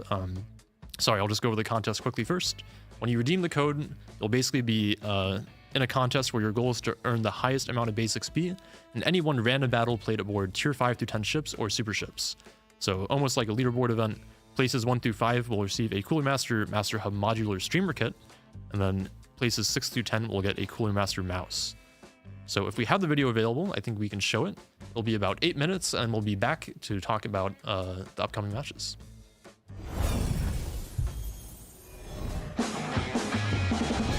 If you happen to be in Los Angeles, you should definitely do 3 things. Visit the Hollywood Hills, have a bite of the local street food, and board USS Iowa, one of the fastest, most heavily armed, and iconic battleships of the World War II era. She and her 3 sister ships were to show the Axis countries, Germany and Japan, who was in charge at sea. But what traits could help Iowa achieve that? The first and most important thing was her 9 406mm guns. The whole ship was constructed as a platform for them. Firing a salvo of shells right into a target over the horizon required a crew of almost 100 men per turret. A warning alarm sounded before each shot. Then the crew stood still for a couple of seconds, and a shockwave shook this gigantic ship. Iowa's next important characteristic was speed. This was facilitated by a powerful main propulsion plant and an unusual hull design. What a sight! This absolute giant with a displacement of more than 50,000 tons is traveling faster than, for example, one of the most expensive and largest yachts in the world to date, a Zom. It's as if Iowa's entire design screams, "I'm not a battleship, I'm a giant racing boat." Now add to these advantages an automatic fire control system, a prototype of a future computer. This highly precise computing machine allowed her to land salvos so accurately that her enemies would have no chance. However, by the time the first Iowa entered service, there were two classes of Axis battleships clinging to the title of biggest, baddest monster of the seven seas. The first such class included battleship Tirpitz, the pride of the German Kriegsmarine. Tirpitz is a serious piece of machinery.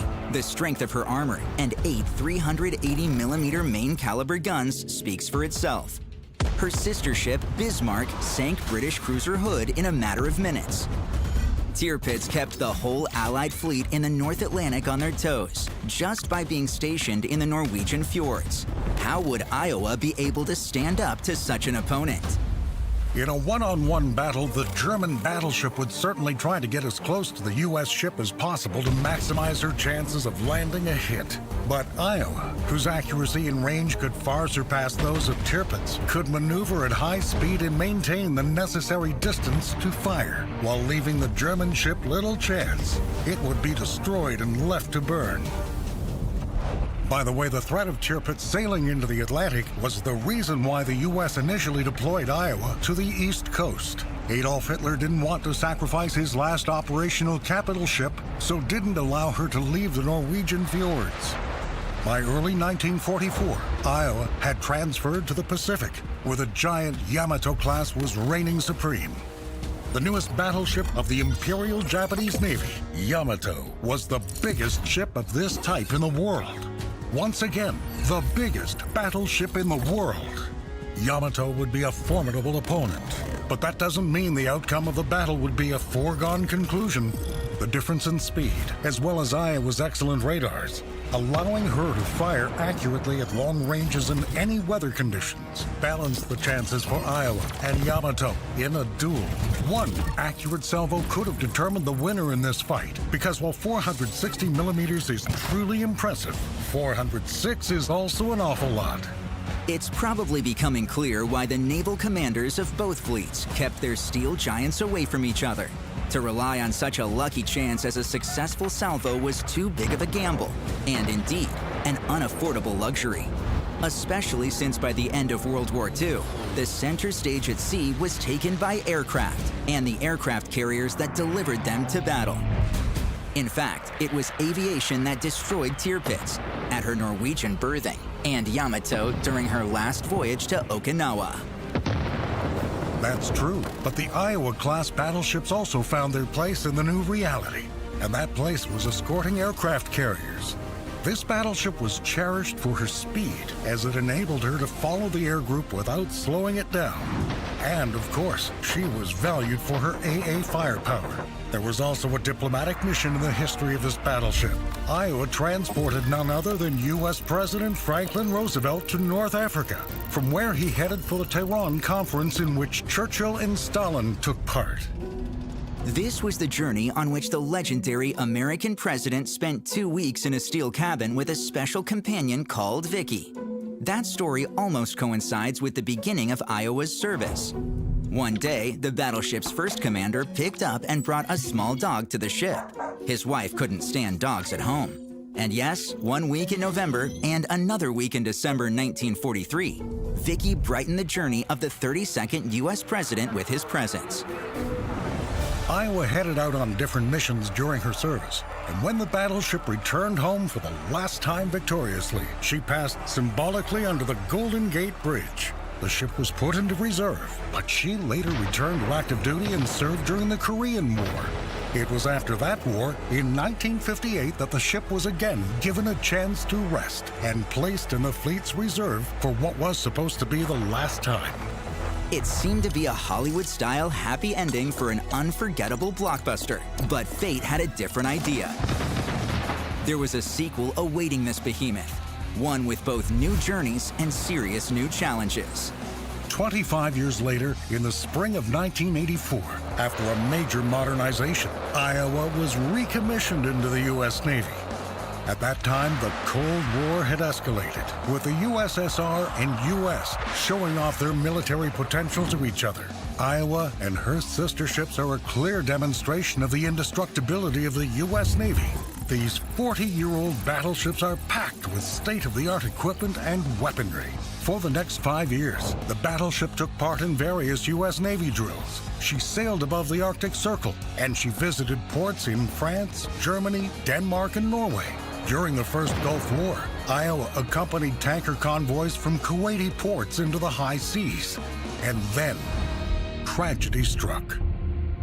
On April 19th, 1989, while drills were in full swing, her second main battery turret was shaken by a massive explosion that killed 47 people. The turret was destroyed as it melted from the inside, and the deadly explosion resulted in the highest number of casualties in the battleship's history.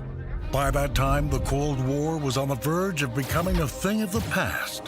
The USSR underwent dramatic changes, leading to its sudden collapse. In the early 1990s, the U.S. defense budget was drastically cut, and battleships were pronounced inefficient. Iowa was the first to be decommissioned from the U.S. Navy in October 1990. In 2012, she docked in Los Angeles and was converted into a museum. Shout out to this episode's sponsor, Cooler Master, your modular creative control center. Grab it and make your workflow fun and easy. Find the code in the video and use it to enter the contest for Cooler Master Master Hub, Cooler Master gear, and exclusive in-game rewards. Want to know more? Check out our article in the link below. Wait, there's even more rewards. Comment on the video with your in-game name, realm, and answer a question about Iowa for a chance to win premium Ship 7 container. And the question is, what year was the USS Iowa commissioned into the United States Navy?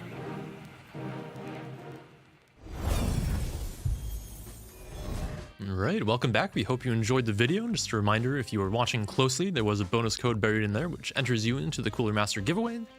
So if you redeem that code, play some games, get some basic speed, you have a chance to win some of those cool Cooler Master rewards. Yes, thank you, Cooler Master, for sponsoring the video. Yep. We have one more thing to go over before we start going over the next set of matches, which is the Expedition to the North Pole, which is essentially a set of missions that release for the start of every update leading up to update 13.11. Yep. By completing the missions, you get some tokens that will earn you some cool rewards, including Santa crates, as well as being able to pick a tier 10 ship on December 1st. Just as a reminder, if you missed the missions already, there will still be another set of missions, I think releasing with the start of 13.11. Yep. That will give you enough tokens to get most of the rewards still. And just a reminder, again, you can pick, I think, North Carolina if you earned fewer than 7,500 or a bunch of other tier 8 ships. Yes. And then if you earn more than that, more than 7,500 tokens, you can choose between 5 tier 10 ships, including Schlieffen. Yes. So I think we still haven't announced the cruiser that will be available in this, which we will announce in the article that is dedicated to this, which we will release later. Soon, TM. For now, everyone is able to get a tier 8 at least, and if you are playing, you'll most likely be able to get a tier 10 as well. Yep. And again, if you miss the missions, you can play with the mission that releases on 13.11 and still get all the cool stuff. And you can pick your rewards on December 1st. All right. I think that's all the stuff we have to talk about for now. Yep. We have some more memes to show because Oh Boy actually did beat 3 number 1 seeds. The Grim Reaper. So Oh Boy has defeated 3 number 1 seeds and will be going on to play against Rain, which I think is number 2 seed EU. Yeah. So we'll have to see. That's a difficult one, huh? Here you can see the process that number 1 seeds may have been thinking. Performing well during the qualifier phase throughout the year. Get number 1 seed to pair you against a lower seed, and then you face Oh Boy. No, we face EU number 8. Oh, it's fine. It's going to be an easy game, right? Oh, wait. Is there a world where Oh Boy wins the tournament and then the meme would be the ultimate culmination? I think it's possible. It's definitely possible. Like Baz was mentioning, I think Oh Boy is one of Reign's classic scrim partners. They scrim against each other a lot. They're historically very close as communities, very friendly with each other. Yes. Baz can maybe share more as a former Reign member, but that's as much as I know about the situation. I mean, they were our actual scrim partner for the last probably 2 years. If there was a go-to clan we would scrim against, it was Oh Boy. A lot of the people who are currently in Reign and were previous players of Oh Boy. Yep. So there's a lot of people who went back and forward. We often work for each other as well. So Yep, and I want to note that even though Oh Boy is the number 8 seed, they're actually all the way down there, even though they're normally somewhere more in the top 4, I want to say. Yes. Because they actually skipped the qualifier tournament, which only made up a part of the qualification process for this international. Yep. You had, I think, Clan Battle Season 24 at the start of the year, paired with the Warship Masters, as well as Clan Battle Season 26 and the COTS qualifier tournament. Yeah, so Oh Boy did quite well during CB24 and Warship Masters, as well as CB26, which gave them just enough qualification points to come in as seed number 8 and slay some of the number 1 seeds. Yeah, I think it's very important to realize that this finals that we are witnessing now is a culmination of the whole year of tournaments, clan battles, and competitive events. Yeah, these teams have been playing against each other all year round in various events. Exactly. So they really, really deserve to be here. They are the best of the best, and we are now dealing with the top 2 in the world. Yep. We have even more memes. Oh my god. Where you may realize that once you're in playoffs with single elimination, if you lose your match, you're out. But it's fine. We're playing against a number 8 seed. It's all good. How hard can it possibly be, guys? It's Oh Boy. Panic. Well, it is a good redemption story, but at the same time, you mentioned that Oh Boy definitely isn't a weak team. And we had a couple of other moments during our Tevat Oh Boy series. We noticed that one of Tevat's Columbos did not have captain skill spec. Yeah. And actually, in the Reign versus Resin series, one of the Swayas did not have modules. Yes, one of the Resin Swayas forgot to bring modules and signal flags. So I was kind of despairing in internal chats that teams would make it this far and then forget their builds, but it does happen. But yeah, I was very sad. I think unfortunately / fortunately, the modules and captain skills were not the deal breaker in either of those two series. I mean, Tevat won the game that they didn't have captain skills on the Colombo. True. Maybe it's the difference maker, right? Yeah, I mean, maybe you play harder because you know that you don't have your captain buff, so you're a little bit extra focused. Yeah. We will be moving on soon to, I think in about 15 minutes here, our final match of the tournament, Oh Boy versus Reign, EU number 8 versus EU number 2. It's getting there. How excited are you all about this incoming best of 5? I'm super hyped. I think based on the matches that we've seen from Reign and Oh Boy, I think that the teams seem pretty well matched for each other. Oh Boy played a pretty clean set of games here, except for those last 2 matches. Looked very strong in terms of how practiced they were with their compositions. And Reign is just always a fantastic team to watch. Yeah. Plus, they might be a little bit pumped having defeated the Nemesis, kind of have free reign of now they can start doing things they really want to without having to go through. I see your pun there, by the way. Did that come again? Free reign? Unintentional. Accidental joke. I do that sometimes, but yeah, I mean. So they are going to be motivated to try and get the COTS title again. Yeah, there's definitely maybe an interesting mental state for both the teams here, where Reign beat their nemesis TWA in the quarterfinals, and must be feeling very good about that, and maybe about their chances of winning the tournament as a whole. Yeah. Meanwhile, Oh Boy might be having a hard time realizing it. Oh wait, I mean, Oh Boy is on a roll. What happened there? Absolutely. I think definitely, if we're just talking about the momentum between the teams, I think Oh Boy is definitely on a bit more of a roll, right? Yes, I mean, you've beaten 3 number 1 seeds in a row. You have to be feeling pretty good, right? Yeah. Even if they don't take it in the end, Oh Boy would have made us very impressed about what they can do as well. Absolutely. All right. I think we may have some infographics to show about these teams, about what kind of ships and bands they will favor in picking. We may also have the map information available, so we can go over either of those as our producers see fit. So for Reign, we can show you their most banned and most picked maps and ships. They ban Trap a lot, which is interesting because I think they will probably be pretty strong on it as well. They favor banning the Brisbane, the Clever, the Marceau, and the Napoli, which we think we saw these bans be pretty much similar to what we saw in the matches. In terms of ships that they like, Libertad is actually their most picked ship by a good margin. Yes. They really favor this battleship pick. They're very comfortable playing it. The Gdansk, the Svea, we saw out of them. I think Gangrang's most played tournament ship at this point might be the Gdansk, at least over the last year or so. The Svea, I think, was kind of a sleeper pick that we were kind of interested to see how it might perform this tournament, but we didn't really know. Yeah. And I think that Rain and some of the other teams have really shown how strong of a pick it can be in terms of the utility it provides. Because of the destroyer accuracy, it also puts out maybe more damage than you might expect. Yep. Based on just the armament. And of course, the Petropavlovsk needs no introduction. If you're not banning the ship, you're usually picking it. Yeah, the classic super tanky Soviet cruiser. I mean, the playstyle of it has evolved quite a lot since its inception in competitive.